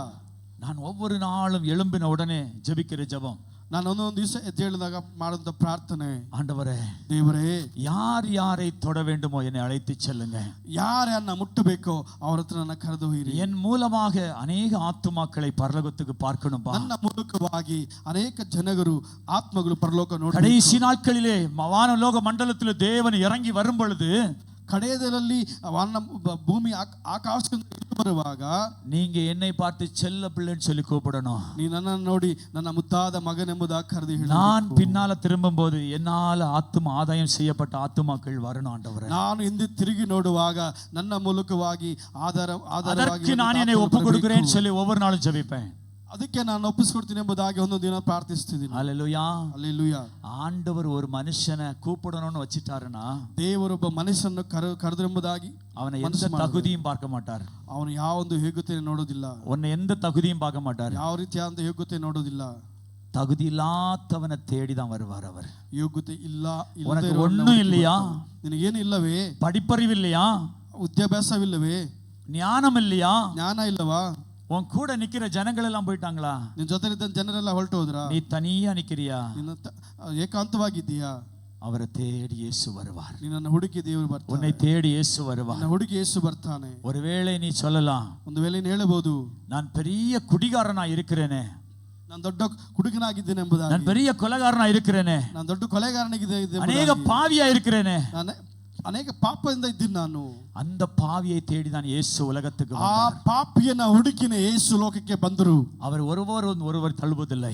ಅವ ಯಾವತ್ತೂ ಒಬ್ಬರನ್ನ ತಳ್ಳೋದಿಲ್ಲ. அவர் இன்றும் அவர் உன்னை நீ வருவாய் என்று காத்து கொண்டிருக்கிறாய். ಇವತ್ತು ಕೂಡ ಅವರು ನೀನು ಬರ್ತೀಯ ಎಂಬುದಾಗಿ ಅವರು ಕಾದಿದ್ದಾರೆ. நீ உலகத்தில் அவர் சென்று கொண்டால் கூட மறுபடியும் என் பிள்ளை எப்ப வரும் என்று காத்து ಈ கொண்டிருக்கிறார். ಲೋಕದಲ್ಲಿ ತಿರುಗಿ ಹೋರಿದು ಕೂಡ ಮತ್ತೆ ನನ್ನ ಮಗು ಯಾವಾಗ ಬರುತ್ತೆ ಎಂಬುದಾಗಿ ಕಾಯ್ಕೊಂಡಿದ್ದಾರೆ. ஹல்லேலூயா. ಹಲ್ಲೆಲೂಯಾ. நம்ம இயேசு ஒருபோதும் நம்மை தள்ளுகிறவர் அல்ல. ನಮ್ಮ ಯೇಸು ಒಮ್ಮೆ ಕೂಡ ನಮ್ಮನ್ನು ತೆಲ್ಲುವರಲ್ಲ. அவருடைய அழைப்பு நம்ம மேல இருக்கிறது. ಅವರ ಕರೆಯುವಿಕೆ ನಮ್ಮ ಮೇಲೆ ಇದೆ. பக்கத்துல கையை பிடிச்சு சொல்லுங்க, சிஸ்டர் பிரதர், ಹೇಳಿ, உங்க மேல கர்த்தருடைய அழைப்பு இருக்குன்னு ನಿಮ್ಮ சொல்லுங்க. ಮೇಲೆ ಕರ್ತನ ನಿಯೋಗವು உங்க மேல கர்த்தருடைய அழைப்பு இருக்குது. ನಿನ್ನ ಮೇಲೆ ಕರ್ತನ ನಿಯೋಗವು ನೇಮಿಸಲ್ಪಟ್ಟಿದೆ. அவருடைய திட்டத்தை நிறைவேற்றதுக்கு நீங்க ஆயத்தப்படுங்கன்னு சொல்லுங்க. ಅವರ ಚಿತ್ತವನ್ನು ನೆರವೇರಿಸೋದಕ್ಕಾಗಿ ನೀವು ಆಯತ್ತವಾಗಿ. எத்தனை பேர் சொல்றீங்க? ಎಷ್ಟು ಜನ ಹೇಳ್ತೀರಾ? ஹல்லேலூயா. ಹಲ್ಲೆಲೂಯಾ. அவருடைய திட்டம் என்பது ಅವರ ಚಿತ್ತ ಎಂಬುದು இந்த உலகத்தின் திட்டம் அல்ல. ಈ ಲೋಕ ಪ್ರಕಾರವಾದ ಚಿತ್ತವಲ್ಲ. உலகத்திலிருந்து வரதில்லை, பரலோகத்திலிருந்து வருவது. ಅದು ಲೋಕದಿಂದ ಬರೋದಿಲ್ಲ, ಪರಲೋಕದಿಂದ ಬರುತ್ತೆ. இந்த திட்டத்தை, ಈ ಚಿತ್ತವನ್ನ பைபிளிலே சில ஜனங்களை அழைத்த விதங்கள் வித்தியாசமா இருக்கிறது. ಬೈಬಲ್ ಅಲ್ಲಿ ಕೆಲವು ಜನರನ್ನ ಕರೆದಿದ್ದು ವ್ಯತ್ಯಾಸವಾಗಿದೆ. எலிசா பாருங்க, ஏர் ஓட்டிட்டு இருந்த டைம்ல எலியா வந்து ஒரு சால்வே போடுறாரு, ஆண்டவர் அவனை அழைக்கிறாரு. ಎಲಿಷನ್ ನೋಡಿ ನೇಗಿಲನ್ನು ಹೂಳುವಾಗ ಏಲಿಯ ಬಂದು ಚಾಲು ಆಗ್ತಾನೆ, ಅವನು ಬರ್ತಾನೆ. அதே மாதிரி ಅದೇ ತರ இயேசு இந்த உலகத்தில் வாழ்ந்த போது, ಯೇಸು ಈ ಲೋಕದಲ್ಲಿ ಜೀವಿಸುವಾಗ அவரோடு கூட 12 சீஷர்களை ஆயத்தப்படுத்தினார். ಅವರ ಜೊತೆಯಲ್ಲಿ 12 ಶಿಷ್ಯರನ್ನ ಆಯ್ಕೆ ಮಾಡಿಕೊಂಡ್ರು. எத்தனை சீஷன் ஆயத்தப்படுத்தினார்?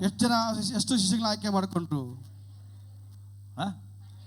12 சீஷர் ஆயத்தப்படுத்தினார். இந்த 12 சீஷர்ல யார் வந்து ரொம்ப ஆண்டவரோடு பக்கத்துல இருந்தாரு? ಈ 12 ಶಿಷ್ಯರಲ್ಲಿ ಯಾರು ಯೇಸುಗೆ ಪಕ್ಕದಲ್ಲಿದ್ರು? யார் ஆண்டவருக்கு ரொம்ப பிடிச்ச? 3 பேர் உண்டு. 3 ಜನ ಇದ್ದಾರೆ ಯೇಸುಗೆ ತುಂಬಾ 3 பேர் ஆண்டவரோடு கூட எங்க போனாலும் ஒட்டிக்கிட்டு போவாங்க தெரியுமா? ಎಲ್ಲಿ ಹೋದ್ರು ಮೆತ್ಕೊಂಡೇ ಹೋಗ್ತಾ ಇದ್ರು.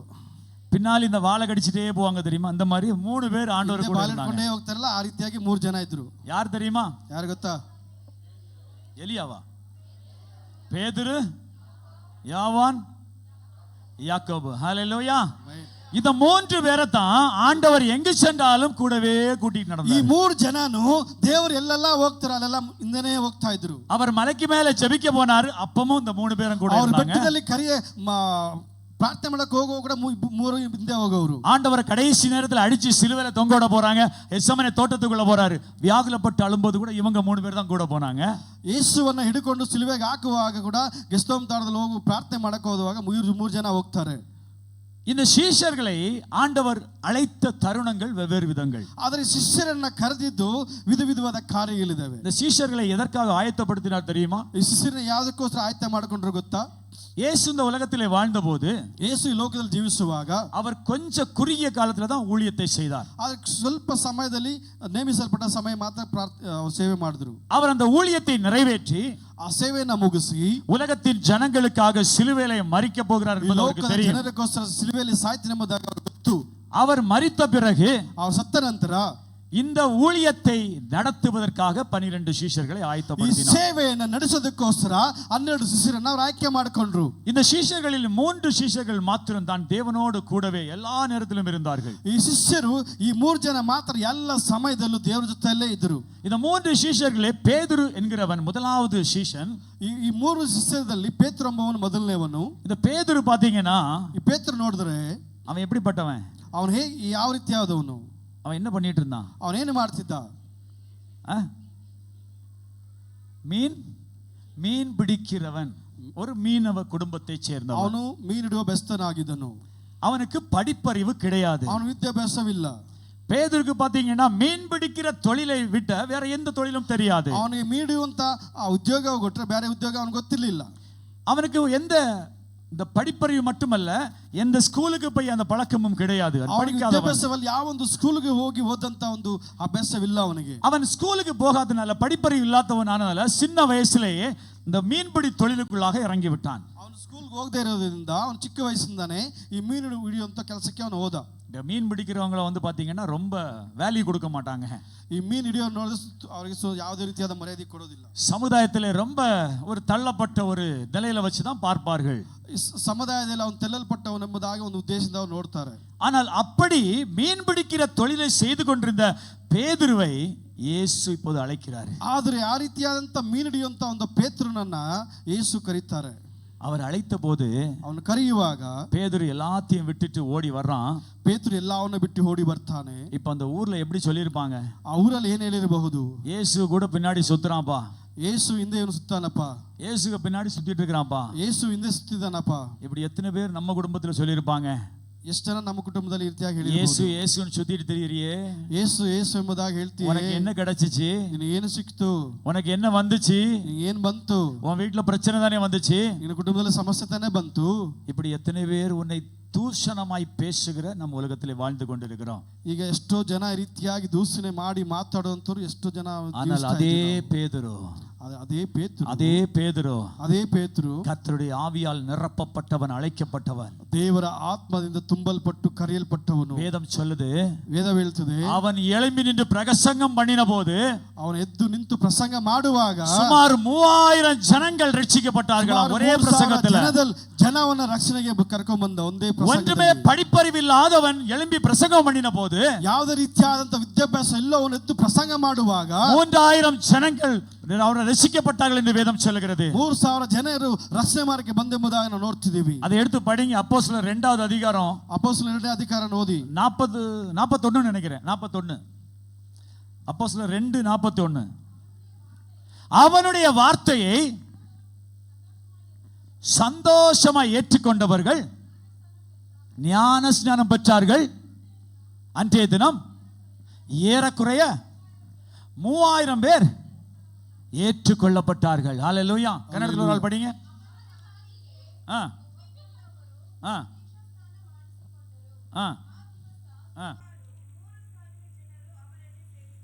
ஹல்லேலூயா. 3000 ஜனங்கள் பேதுருவின் பிரசங்கத்தில் ரட்சிக்கப்பட்டார்கள். 3000 ಜನರು ಪೇತ್ರನ ಪ್ರಸಂಗದಲ್ಲಿ ರಕ್ಷಣೆ ಹೊಂದಿಕೊಂಡರು. இந்த பேதுருக்கு படிப்பறிவு இல்லாதவன் தான். ಈ ಪೇತ್ರರು ವಿದ್ಯಾಭ್ಯಾಸ ಇಲ್ಲದವನೇ. பேதுருவை பார்த்தவர்கள் எல்லாம் இவன் மீன் பிடிக்கிறவனாச்சே, ಪೇತ್ರರು ನೋಡಿದವನೆಲ್ಲ ಇವನು ಮೀನುಡಿಯವನಾದನೆ, ಇವனுக்குள்ள என்ன ஞானம் இருக்குது, ಇವನೊಳಗೆ ಯಾವ ರೀತಿಯಾದ ಜ್ಞಾನವಿದೆ, அற்பமாய் எண்ணப்பட்டவன் தான். ಅಲ್ಪವಾಗಿ ನೆನೆಸಿಕೊಂಡ್ರು. ஆனால் பேதுருக்குள்ளாக தேவனுடைய அழைப்பு வந்தபோது, ಆದರೆ ಪೇತ್ರನ ದೇವರ ಕರೆಯುವಿಕೆ ಬಂದಾಗ அந்த அழைப்பு அபிஷேகம் ஆகி அவர் மேல இறங்கி வந்தது. ಆ ಒಂದು ಕರೆಯುವಿಕೆ ಅಭಿಷೇಕವಾಗಿ ಅವನ ಮೇಲೆ ಇಳಿದು அதே பேதுரு எழும்பி நின்று பிரசங்கம் பண்ணும்போது, ಅದೇ ಪೇತ್ರ ಎದ್ದು ನಿಂತು ಪ್ರಸಂಗ ಮಾಡುವಾಗ 3000 ஜனங்கள் ரட்சிக்கப்பட்டார்கள். 3000 ಜನರು ರಕ್ಷಣೆ ಹೊಂದಿಕೊಂಡ್ರು. அழைப்பை பெற்றுக்கொண்டவன் சாதாரணமானவன் அல்ல. ಕರೆಯುವಿಕೆ ಹೊಂದಿಕೊಂಡವನು ಸಾಧಾರಣವಾದ ಜನ. அபிஷேகம் பெற்றுக்கொண்டவன் சாதாரணமானவன் அல்ல. ಅಭಿಷೇಕ ಹೊಂದಿಕೊಂಡವನು ಸಾಧಾರಣವನಲ್ಲ. அவன் வல்லமையான காரியத்தை செய்கிறவனாய் மாறுகிறான். ಮಹಿಮೆಯುಳ್ಳ ಕಾರ್ಯಗಳು ಮಾಡೋನಾಗಿ ಬದಲಾಗ್ತಾನೆ. ஒரு மனுஷனுடைய வாழ்க்கையில, ಒಬ್ಬ ಮನುಷ್ಯನ ಜೀವನದಲ್ಲಿ அழைப்பை பெறுவதற்கு முன்பாக அவனை மட்டப்படுத்தி வைப்பார்கள். ಅವನು ನೇಮಿಸಲ್ಪಡೋದಕ್ಕಿಂತ ಮುಂಚೆ ಅವನ ತಟ್ಟಿಕ್ತಾರೆ. ஆனால் கர்த்தரால் அழைக்கப்பட்டு அபிஷேகம் பண்ணப்பட்ட பிறகு, ಕರ್ತನ ಮೂಲಕವಾಗಿ ಕರೆಯಲ್ಪಟ್ಟು ಅಭಿಷೇಕ ಮಾಡಿದಾಗ இவன் தேடி போக மாட்டான், ஜனங்கள் அவனை தேடி வருவார்கள். ಅವನು ಹುಡುಕಿ ಹೋಗಿದ್ರೆ ಜನರು ಅವನನ್ನು ಹುಡುಕಿ ಬರ್ತಾರೆ. ஹல்லேலூயா. அல்லேலூயா. இன்றைக்கு அநேக நம்முடைய பிள்ளைகளிடத்துல, ಅನೇಕ ನಮ್ಮ ಮಕ್ಕಳು, உங்களிடத்தில் அநேக ஜனங்கள் கேட்பார்கள், எனக்காக ஜெபியுங்கள் என்று சொல்லுவார்கள். ನಿಮ್ಮ ಹತ್ರ ಅನೇಕ ಜನರು ಕೇಳ್ತಾರೆ, ನಾನು சிலருடைய பிரச்சனைகளை உங்களிடத்தில் வந்து பகிர்ந்து கொள்ளுவார்கள். ಕೆಲವೊಂದು ಸಮಸ್ಯೆಗಳು ಬಂದು ನಿಮ್ಮ ಹತ್ರ ಹಂಚಿಕೊಂತಾರೆ. ஏன் உலகத்தில் அநேக ஜனங்கள் இருக்கிறார்கள் அங்க சொல்லல? ಯಾಕೆ ಲೋಕದಲ್ಲಿ ಅನೇಕ ಜನರು ಯಾಕೆ ಹೇಳಲ್ಲ? அவன் கஷ்டத்தை எங்க போய் சொல்லல, அவன் குடும்பத்துல போய் சொல்லல, ಅವನ ಕಷ್ಟ ಎಲ್ಲೋಗಿಲ್ಲ, ಅವನ ಕುಟುಂಬದಲ್ಲಿ ಹೋಗಿ ಹೇಳಿಲ್ಲ. ஏன் பர்టిక్యులரா உன்கிட்ட வந்து சொன்னா? ಯಾಕೆ ವಿಶೇಷವಾಗಿ ನಿಮ್ಮ ಹತ್ರ ಮಾತ್ರ ಹೇಳ್ತಾನೆ? சிஸ்டர் எனக்காக ஜெபிங்கன்னு ஏன் சொன்னா? ಸಿಸ್ಟರ್ ನನಗೋಸ್ಕರ ಪ್ರಾರ್ಥನೆ ಮಾಡು ಎಂಬುದಾಗಿ ಯಾಕೆ ಹೇಳಿದ್ರು? ஏன் தெரியுமா? ಯಾಕೆ ಗೊತ್ತಾ? ஆண்டவருக்கு தெரியும், என் பிள்ளையை நான் அபிஷேகம் பண்ணி வைத்திருக்கிறேன். ದೇವರಿಗೆ ಗೊತ್ತು, ನನ್ನ ಮಗು ನಾನು ಅಭಿಷೇಕ ಮಾಡಿ. யாரோ ஒருத்தர்கிட்ட போய் கேட்கல, ಯಾರೋ ಒಬ್ಬರ ಹತ್ರ ಹೋಗಿ ಕೇಳಿಲ್ಲ. அபிஷேகம் பெற்ற உன்னை தேடிதான் அவர்கள் அழைத்து வந்தார். ಅಭಿಷೇಕ ಒಂದಂತ ನಿನ್ನನ್ನ ಹುಡುಕಿ ಬಂದ. அபிஷேகம் பண்ணப்பட்டவர்கள் விசேஷித்தவர்கள். ಅಭಿಷೇಕಿಸಲ್ಪಟ್ಟವರು ವಿಶೇಷದವರು. பக்கத்துல கையை பிடிச்சு சொல்லுங்க. ಪಕ್ಕದಲ್ಲಿ ಕೈ ಹಿಡಿದು ಹೇಳಿ, சிஸ்டர் நீங்க விசேஷித்தவங்க. ಸಿಸ್ಟರ್ ನೀವು ವಿಶೇಷವಾದವರು. உங்க அபிஷேகம் விசேஷமானது. ನಿಮ್ಮ ಅಭಿಷೇಕ ವಿಶೇಷವಾದದ್ದು. அட சத்தமா தான் சொல்லுங்க, நீங்க விசேஷித்தவர்கள். நீங்க விசேஷவாದವರು. ஹல்லேலூயா. ஏன் தெரியுமா? ಯಾಕೆ ಗೊತ್ತಾ? தேவ சமூகத்திலே ದೇವರ ಸಮೂಹದಲ್ಲಿ உங்களை அழைத்து கொண்டு வந்து அபிஷேகம் பண்ணின தேவன் அவர். ನಿಮ್ಮನ್ನ ಕರೆತಂದು ಅಭಿಷೇಕ ಮಾಡೋ ದೇವರು. உங்க மேல எல்லாம் நிறைய திட்டங்கள் இருக்கு தெரியுமா? ನಿಮ್ಮ ಮೇಲೆಲ್ಲ ತುಂಬಾ ನಿಯೋಗಗಳಿದೆ ಗೊತ್ತಾ? அநேகருக்கு உங்க திட்டங்கள் உங்களுக்கு தெரியாது. ಅನೇಕ ನಿಯೋಗಗಳು ನಿಮಗೆ ಗೊತ್ತಿಲ್ಲ. நீ ஒரு ஸ்டெப் ஆண்டவருக்கு வச்சு பாரு, ನಿನ್ನ ಒಂದು ಹೆಜ್ಜೆ ಮುಂದೆ ಇಟ್ಟು ನೋಡು, ஆண்டவர் உன்னை அப்படியே தூக்குவாரு. ದೇವರು ಹಂಗೇ ಎತ್ತುಕೊಂತಾರೆ. யாரெல்லாம் சொல்லுவாங்க இவ இதுவரைக்கும் கை வச்சதெல்லாம் நஷ்டம் ஆச்சுன்னு சொல்லுவாங்க, ಎಲ್ಲರೂ ಹೇಳಬಹುದು ಇದರೂ ಕೈ ತಂದ ಕಾರ್ಯಗಳು ನಷ್ಟವಾಯಿತೆಂಬುದಾಗಿ. அபிஷேகம் பண்ணப்பட்ட பிள்ளை கை வச்சுன்னா பாருங்க அது அப்படியே சரியா மாறும். ಅದು ಅಭಿಷೇಕ ಹೊಂದವರು ಕೈಗೆ ನೋಡ್ಲಿ, ಅದು ಹಾಗೆ ಸರಿಯಾಗಿ அபிஷேகம் பட்டவருடைய வாயிலிருந்து வருகிற வார்த்தை அப்படியே கர்த்தர் கிரியை செய்திருவாரு. ಅಭಿಷೇಕಪಟ್ಟವರು ಮಾತುಗಳು ಬರುವಾಗ ಆ ಕಾರ್ಯಗಳು ಹಂಗೆ ನೆರವೇರುತ್ತವೆ. ஏன் தெரியுமா? ಯಾಕೆ ಗೊತ್ತಾ? அபிஷேகம் பண்ணி அழைக்கப்பட்டவனுடைய எண்ணங்கள் உலகத்தை பார்த்திருக்காது, பரலோகத்தை பார்த்திருக்கும். ಅಭಿಷೇಕಿಸಲ್ಪಟ್ಟಂತಹ ಆಲೋಚನೆಗಳು ಲೋಕ ಪ್ರಕಾರವಾಗಿರುವುದಿಲ್ಲ, அபிஷேகப்பட்ட ಪ್ರಕಾರವಾಗಿರುತ್ತೆ. அபிஷேகப்பட்டவனுடைய ஆலோசனைகளும் எண்ணங்களும் திட்டங்களும் உலகத்தை பார்த்திருக்காது, பரலோகத்தை பார்த்திருக்கும். ಅಭಿಷೇಕಿಸಲ್ಪಟ್ಟಂತ ಅವರ ಆಲೋಚನೆಗಳು ಎಲ್ಲ ಕಾರ್ಯಗಳು ಲೋಕ ಪ್ರಕಾರವಾಗಿಲ್ಲ, ಪರಲೋಕ ಪ್ರಕಾರವಾಗಿರುತ್ತೆ. அபிஷேகம் பண்ணப்பட்ட வார்த்தைகள் மாம்சத்திலிருந்து வருவதில்லை, ஆவியிலிருந்து வருவதா இருக்கும். ಅಭಿಷೇಕಿಸಲ್ಪಟ್ಟ ಮಾತುಗಳು ಮಾಂಸರಿಕವಾಗಿಲ್ಲ, ಆತ್ಮಿಕವಾಗಿ ಬರ್ತವೆ. ஹல்லேலூயா. ಹಲ್ಲೆಲೂಯಾ. அதே பேதுருவை, அதே பேதுரு, அதே பேதுரு ஜனங்கள் முன்பாக அவன் பேசுற வார்த்தையை இப்ப கேட்கிற ஜனங்கள் என்ன சொன்னாங்க தெரியுமா? ಜನರ ಮುಂದೆ ಮಾತಾಡುವಂತ ಮಾತು ಏನೆಂದ್ರೆ ಗೊತ್ತಾ? அப்போஸ்தலர் 4:13 படிங்க. ಅಪೊಸ್ತಲರು 4:13 ಓದಿ. அப்போஸ்தலர் 4வது அதிகாரம் 13வது வசனத்தை படிங்க.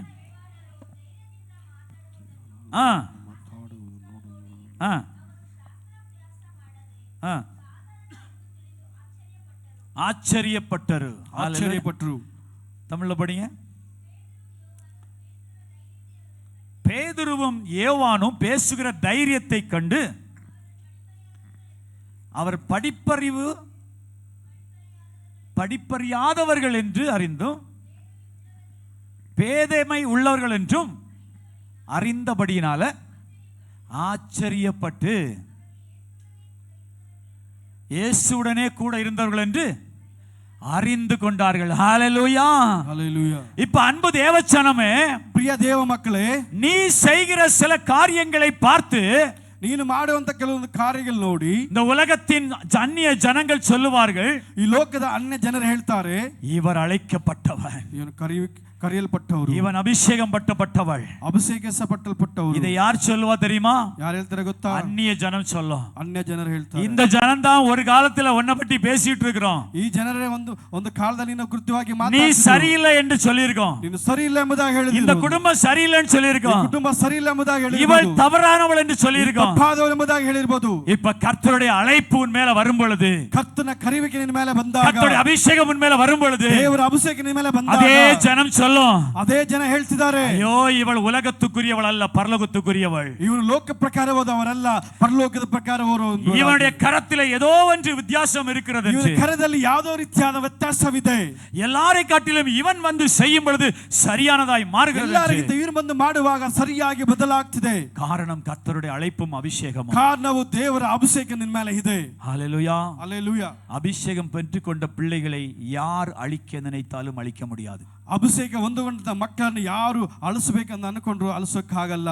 எத்தனை பேர் ஆமென் சொல்றீங்க? ಎಷ್ಟು ಜನ ಆಮೇನ್ ಹೇಳ್ತೀರಾ? உன் மேல இருக்கிற அழைப்பையும் அபிஷேகத்தையும் நீ அறிஞ்சுக்கிட்டன்னா, ನಿನ್ನ ಮೇಲೆ ಇರುವಂತ ಅಭಿಷೇಕದ ಕಾರ್ಯವು ನೀನು ನೆನೆಸ್ಕೊಂಡ್ರೆ உன்னை யாராலும் அழிக்க முடியாது. ನಿನ್ನನ್ನು ಯಾರು ಹಾಳು ಮಾಡಕ್ಕಾಗಲ್ಲ. அபிஷேகத்தை யாரால் அழிக்க முடியாது. ಅಭಿಷೇಕವನ್ನು ಯಾರು ಅಳಿಸಕ್ಕಾಗಲ್ಲ. ஏனென்றால் அபிஷேகம் இந்த உலகத்திலிருந்து வந்ததல்ல, ಯಾಕಂದ್ರೆ ಅಭಿಷೇಕ ಲೋಕದಿಂದ ಬಂದದಲ್ಲ, அது கொடுக்கப்பட்டவர் பரலோகத்தில் இருக்கிற பரிசுத்த ಅದು ஆவியானவர். ಕೊಡಲ್ಪಟ್ಟವರು ಪರಲೋಕದಿಂದ ಪರಿಶುದ್ಧಾತ್ಮನು. அவர் ஒருவருக்கே கொடுக்கவும் எடுக்கவும் அதிகாரம் உண்டு. ಅವರೊಬ್ಬರಿಗೆ ಮಾತ್ರ ಕೊಡೋದಕ್ಕೆ ತೆಗೊಳ್ಳೋಕೆ ಅಧಿಕಾರ ಉಂಟು. அப்ப இந்த உலகத்திலிருந்து நாம் ஒன்றை பெற்றுக்கொண்டும் என்றால் பயப்பட வேண்டும். ಈ ಲೋಕದಿಂದ ಹೊಂದಿಕೊಂಡಿದ್ರೆ ನಾವು ಭಯ ಪಡಬೇಕು. இது நாம் பெற்றுக்கொண்டது பரலோகத்திலிருந்து. ನಾವು ಇದು ಹೊಂದಿಕೊಂಡದ್ದು ಪರಲೋಕದಿಂದ. இந்த அதிகாரத்தை யாராலும் இந்த உலகத்திலிருந்து நம்மளை டச் பண்ண முடியாது. ಈ ಅಧಿಕಾರವನ್ನು ಯಾರು ಲೋಕದಿಂದ ಇರುವಂತ ಟಚ್ ಮಾಡಕ್ಕಾಗಲ್ಲ. எத்தனை பேர் ஆமென் சொல்றீங்க? ಎಷ್ಟು ಜನ ಆಮೆನ್ ಹೇಳ್ತೀರಾ? ஆமென். ಆಮೆನ್. உன் மேல இருக்கிற அபிஷேகம் அப்படிப்பட்டது. ನಿನ್ನ ಮೇಲೆ ಇರುವ ಅಭಿಷೇಕ ಆ ರೀತಿಯಾದದ್ದು. ஒருவேளை சொல்லுவார்கள், வீண் பழியை கூட உன் மேல வந்து பழி சுமத்தலாம், ஆனாலும் அந்த பழி சுமராது உன் மேல. வீண் பழிகள், பொய்யான பழி, ಬೇಡವಾದ ತಪ್ಪು ಉಪದ್ರವಗಳ ಮೇಲೆ ಬರಬಹುದು, ಆದ್ರೆ ಯಾವೊಂದು ಉಪದ್ರವ ನಿಮ್ಮನ್ನ ಕೆಡಿಸಕ್ಕಾಗಲ್ಲ. இந்த பழி எதனால வருது தெரியுமா? ಈ ಈ ಈ ಒಂದು ನಿಂದನೆ ಹೇಗೆ ಬರುತ್ತೆ ಗೊತ್ತಾ? எந்த மரத்துல அதிகமா கல்லெறிப்படும் தெரியுமா? ಯಾವ ಮರದಲ್ಲಿ ಅಧಿಕವಾದ ಕಲ್ಲು ಅಡಿ ಏಟು ಬೀಳುತ್ತೆ? எந்த மரத்துல அதிகமா கல் எடுத்து எறிவாங்க? அங்க என்ன இருக்குது? பழம் இருக்குது. ಏನಿದೆ? ಫಲವಿದೆ. பழம் இருக்கிறதுனால தான் அந்த மரத்துக்கு கல்லடி அதிகமா விழுது. ಹಣ್ಣು ಅಧಿಕವಾಗಿ ಇರೋದ್ರಿಂದಲೇ ಆ ಮರಕ್ಕೆ ಕಲ್ಲೇಟು ಜಾಸ್ತಿ ಬೀಳತ್ತೆ. அதே போல ಅದೇ ತರ உனக்கு உள்ள ஒன்னு இருக்கு பாரு. ನಿನ್ನ ಒಳಗಡೆ ಒಂದಿದೆ ನೋಡು. உனக்கு உள்ள ஒரு அபிஷேகம் இருக்கு பாரு. ನಿನ್ನ ಒಳಗಡೆ ಒಂದು ಅಭಿಷೇಕ ಇದೆ ನೋಡು. அந்த அபிஷேகம் இருக்கிறதுனால தான் உனக்கு வருகிற பிரச்சனை அதிகமா இருக்குது. ಆ ಅಭಿಷೇಕ ಇರೋದ್ರಿಂದಲೇ ನಿನಗೆ ಬರುವಂತ ಸಮಸ್ಯೆ ಅಧಿಕವಾಗಿದೆ. எத்தனை கல்லு எந்த திசையில இருந்து உன்னை நோக்கி வந்தாலும் சரி, ಎಷ್ಟು ಕಲ್ಲು ಯಾವ ದಿಕ್ಕಿಂದ ನಿನಗೆ ಬಂದು ಹೊಡೆದರೂ ಕೂಡ அது உன்னை ஒன்றும் செய்யாது. ಏನು ಮಾಡೋದಿಲ್ಲ. ஏனென்றால் ಯಾಕಂದ್ರೆ உலகத்திலிருந்து வருவதை பரலோகத்தில் இருப்பது தடுத்து விடுகிறது. ಯಾಕಂದ್ರೆ ಲೋಕದಿಂದ ಬರುವುದು ಪರಲೋಕದಿಂದ ಬಂದದ್ದು ಅದು ತಡೆಯುತ್ತೆ. அல்லேலூயா. அல்லேಲೂಯಾ. உன் அழைப்பு விசேஷமானது. ನಿನ್ನ ಆಯ್ಕೆ ವಿಶೇಷವಾದದ್ದು. பக்கத்துல கைப்பிடிச்சு சொல்லுங்க, உங்க அழைப்பு விசேஷமானது. ಪಕ್ಕದಲ್ಲಿ ಕೈ ಹಿಡಿದು ಹೇಳಿ, ನಿನ್ನ ಕರೆಯುವಿಕೆ ವಿಶೇಷವಾದದ್ದು. எத்தனை பேர் உங்களை அழிச்சணும்னு நினைச்சாலும் அழிக்க முடியாதுன்னு சொல்லுங்க. ಎಷ್ಟು ಜನ ನಿನ್ನ ಹಾಳು ಮಾಡಬೇಕು ಅಳಿಸಬೇಕಂತ ಹೇಳಿದ್ರು ಕೂಡ ಅಳಿಸೋದಕ್ಕೆ உங்க ಆಗೋದಿಲ್ಲ. சொந்தக்காரங்க அழிக்கணும்னு நினைச்சாலும் அழிக்க முடியாது. ನಿನ್ನ ಸ್ವಂತದವರೇ ನಿನ್ನ ಅಳಿಸಬೇಕೆಂಬುದಾಗಿ ಅನ್ಕೊಂಡ್ರು ಆಗೋದಿಲ್ಲ. ஏனென்றால் என் மேல் இருக்கிற அபிஷேகம் அப்படிப்பட்டது. ಯಾಕಂದ್ರೆ ನನ್ನ ಮೇಲೆ ಒಂದು ಅಭಿಷೇಕವು ಆ ರೀತಿಯಾದ ಅಭಿಷೇಕವು. அதான் ஒரு அழகான பாடல் இருக்கு பாருங்க. ಒಂದು ಅಂದವಾದ ಹಾಡಿದೆ ನೋಡಿ. எத்தனை பேர் என்னை அழிக்க நினைத்தும் அழியாத அழைப்பு என்னை காத்து கொண்டதே. துரோகங்கள் வீண் பழிகள் என் மேல் விழுந்தும் கரைபடாத கரங்கள் என்னை காத்து கொண்டதே. எத்தனை பேர் என்னை அழிக்க நினைத்தும் அழியாத கரங்கள் என்னை காத்து கொண்டதே. துரோகங்கள் வீண் பழிகள் என் மேல் விழுந்தும் கரைபடாத கரங்கள் என்னை காத்து கொண்டதே. ஆதாரமே என் ஆதரவே, அழைத்த அழைப்பின் காரணரே. உங்க அழைப்பு இருந்ததால நான் அமிழ்ந்து போகவில்லை. ஜீசஸ், உங்க அன்பு என் மேல இருந்தனால என்னை யாரும் தொட முடியாதுப்பா. ನಿನ್ನ ಪ್ರೀತಿ ನನ್ನ ಮೇಲೆ ಇರೋದ್ರಿಂದ ನನ್ನನ್ನು ಯಾರು ತಡೆಯೋದಕ್ಕಾಗೋದಿಲ್ಲ. எத்தனை பேர் என்னை அழிக்க நினைத்தாலும் ಎಷ್ಟು ಜನ ನನ್ನ ಅಳಿಸಬೇಕೆಂಬುದಾಗಿ அழிக்க முடியாது. ನನ್ನನ್ನು ಅಳಿಸೋಕ್ಕಾಗಲ್ಲ. ஹல்லேலூயா. ಹಲ್ಲೆಲೂಯಾ. நான் ஊழியத்துக்குள்ளே வந்தபோது ನಾನು ಸೇವೆ ಒಳಗಡೆ ಬರುವಾಗ ஒரு உண்மையான சொல்லுகிறேன், ஒரு சிறிய சாட்சி, ಒಂದು ಚಿಕ್ಕ ಸಾಕ್ಷಿನ ಹಂಚಿಕೊಂತೀನಿ. ஒரு ஊழியக்காரனே என்னை நேரே பார்த்து கேட்டார். ಒಂದು ಸೇವಕನು ನನ್ನ ನೇರವಾಗಿ ನೋಡಿ ಕೇಳಿದ, உனக்கெல்லாம் ஊழியம் செய்வதற்கு என்ன தகுதி இருக்கிறது? ನಿನಗೆಲ್ಲ ಸೇವೆ ಮಾಡೋದಕ್ಕೆ ಯಾವ ಒಂದು ಯೋಗ್ಯತೆ ಇದೆ? நீ ஊழியம் செய்வதற்கு லாயக்கே இல்லை. ನೀನು ಸೇವೆ ಮಾಡೋದಕ್ಕೆಲ್ಲ ಅನ್ಲಾಯಕ್ಕೆಂಬುದಾಗಿ. உனக்கு இயேசு பத்தி என்ன தெரியும்? ಯೇಸು ಬಗ್ಗೆ ನಿನಗೆ ಏನು ಗೊತ್ತು? நீ ஊழியம் செய்வதற்கு ஆகாது, போயிரு. ನೀನು ಸೇವೆ ಮಾಡೋದಕ್ಕೆ ಆಗೋದಿಲ್ಲ, ನೀನು ಹೋಗು. கண்ணீரோட வந்தேன், ಕಣ್ಣೀರಿಂದ ಬಂದೆ. இரவெல்லாம் ஆண்டவரோடு கேட்க ஆரம்பித்தேன். ಇರವೆಲ್ಲ ನಾನು ಇರಲೆಲ್ಲ ಆ ದೇವತ ಕೆಳಕ್ಕೆ ஊழியம் செய்வது பாடுதான், ಸೇವೆ ಮಾಡೋದು ಪಾಡೆ, ஊழியம் செய்வது பாடுதான், ಸೇವೆ ಮಾಡೋದು ಕಷ್ಟವೇ. ஆனாலும் என்னை பலப்படுத்துங்கப்பா. ಅದು ನನ್ನನ್ನು ಬಲಪಡಿಸು. ஊழியம் என்பது கடினமான பாதை, ಸೇವೆ ಅನ್ನೋದು ಕಠಿಣವಾದ ಒಂದು ಹಾದಿ. ஆனாலும் என்னை பலப்படுத்துங்க. ಅದು ನನ್ನನ್ನು ಬಲಪಡಿಸು.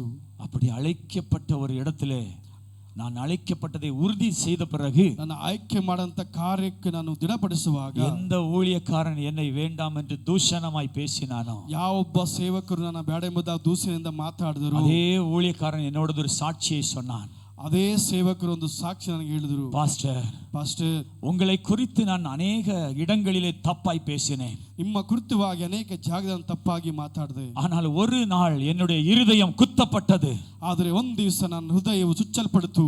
நான் ನೈಟ್ல போயிருந்து ஜெபிக்கலாம் என்று போகும் பொழுது, ನಾನು ರಾತ್ರಿಯಲ್ಲಿ ಪ್ರಾರ್ಥನೆ ಮಾಡ ಎಂಬುದಾಗಿ ಹೋಗುವಾಗ, இரவு நேரத்தில் ஜெபித்துக் கொண்டிருக்கும் பொழுது, ಆ ರಾತ್ರಿ ಸಮಯದಲ್ಲಿ ಪ್ರಾರ್ಥಿಸುವಾಗ ஒரு வெளிச்சம் என்னுடைய அறைக்குள்ளே வந்து ಒಂದು ಬೆಳಕು ನನ್ನ ಕೋಣೆಯೊಳಗೆ ಬಂದು அந்த மகனிடத்துல போய் மன்னிப்பு கேட்டு ஒப்புரவாக என்று சொன்னது. ಆ ಮಗನ ಹತ್ರ ಹೋಗಿ ಸಮರ್ಪಣೆ ಕೇಳಿ ಒಂದಾಗಿ ಎಂಬುದಾಗಿ ಹೇಳಿತು. அவனை குறித்து தப்பாய் பேசாதே என்று சொன்னது. ಅವರು ಗುರುತವಾಗಿ ತಪ್ಪಾಗಿ ಮಾತಾಡಬಹುದು. எனக்கு ஆச்சரியமா இருந்தது. ನನಗೆ ಆಶ್ಚರ್ಯವಾಯಿತು. என்னை குறித்து தப்பாய் பேசினவர்தான்.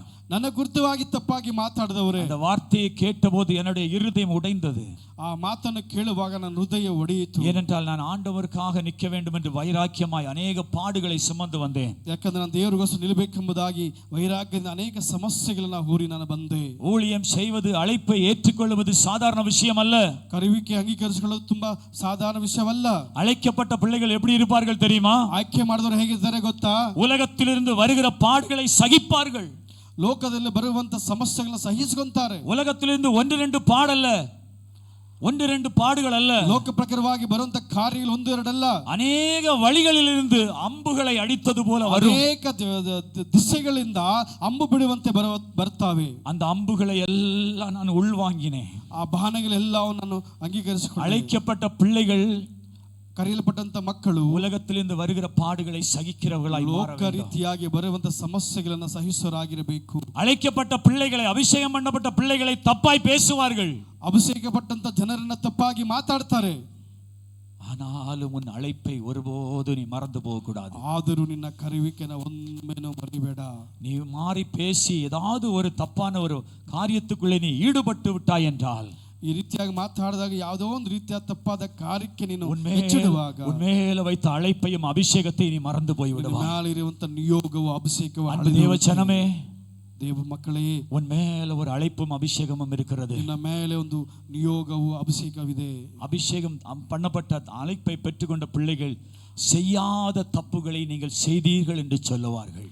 ಆ ಒಂದು ಅಭಿಷೇಕ ಹೊಂದಿಕೊಂಡಂತ ಮಕ್ಕಳು ಮಾಡದ ತಪ್ಪನ್ನು ನೀವು ಮಾಡಿದರೆ, ஒரு சூழ்நிலையிலே நான் செய்யாத ஒரு தப்பை செய்தேன் என்று சொன்னார்கள்.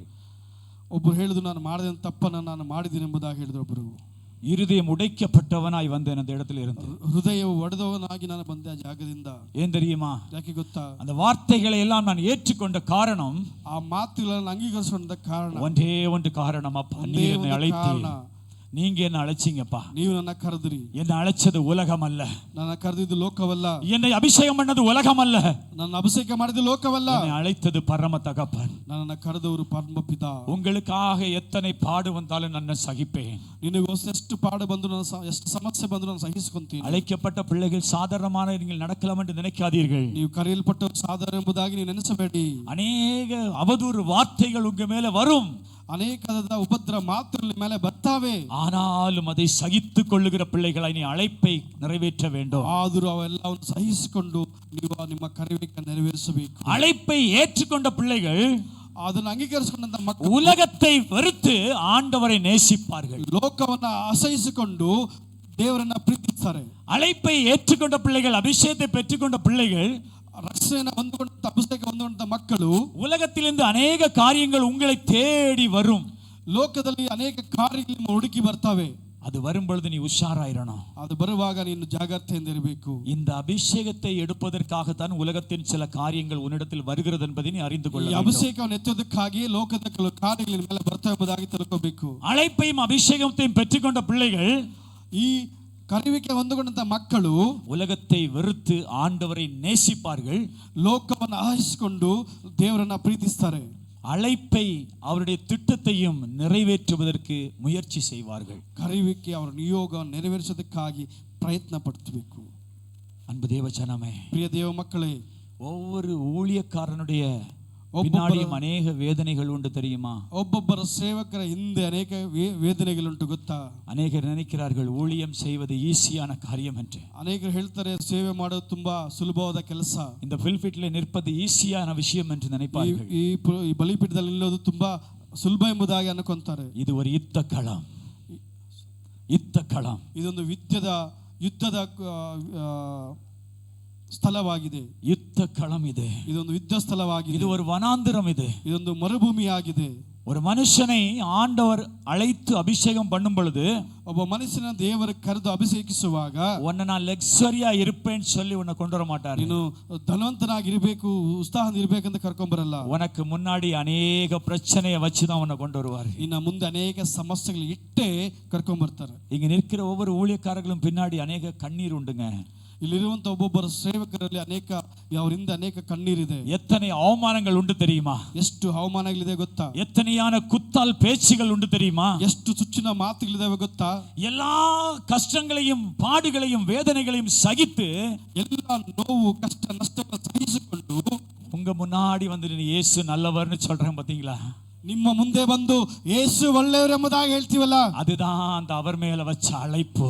ಅದೇ ನಮ್ಮ ಮೇಲೆ ಇಟ್ಟಿರುವಂತ ನಿಯೋಗವು. கர்த்தர் ஒரு பிள்ளையை அழைக்கிறார் என்றால், ಕರ್ತನು ಒಬ್ಬ ಮಗನನ್ನು ಕರೀತಾನೆಂದರೆ நீ ಲಕ್ಸರಿಯಾಗಿ வாழ முடியாது, ನೀ ಲಕ್ಸರಿಯಾಗಿ ಜೀವಿಸಕ್ಕಾಗಲ್ಲ, சந்தோஷமாய் வாழ முடியாது, ಸಂತೋಷವಾಗಿ ಜೀವಿಸಕ್ಕಾಗಲ್ಲ. உனக்கு அநேக பாடுகள் உண்டு இந்த உலகத்தில். ಅನೇಕ ಸಮಸ್ಯೆಗಳು ಲೋಕದಲ್ಲಿ. எல்லா பாடுகளின் மத்தியிலும், ಎಲ್ಲ ಸಮಸ್ಯೆಗಳ ಮಧ್ಯದಲ್ಲಿ எல்லா பாடுகளையும் சகித்து ಎಲ್ಲವನ್ನು ಸಹಿಸಿಕೊಂಡು ஆண்டவருக்காக அவருடைய திட்டத்தை நிறைவேற்ற வேண்டும் ஆசைப்படுவார்.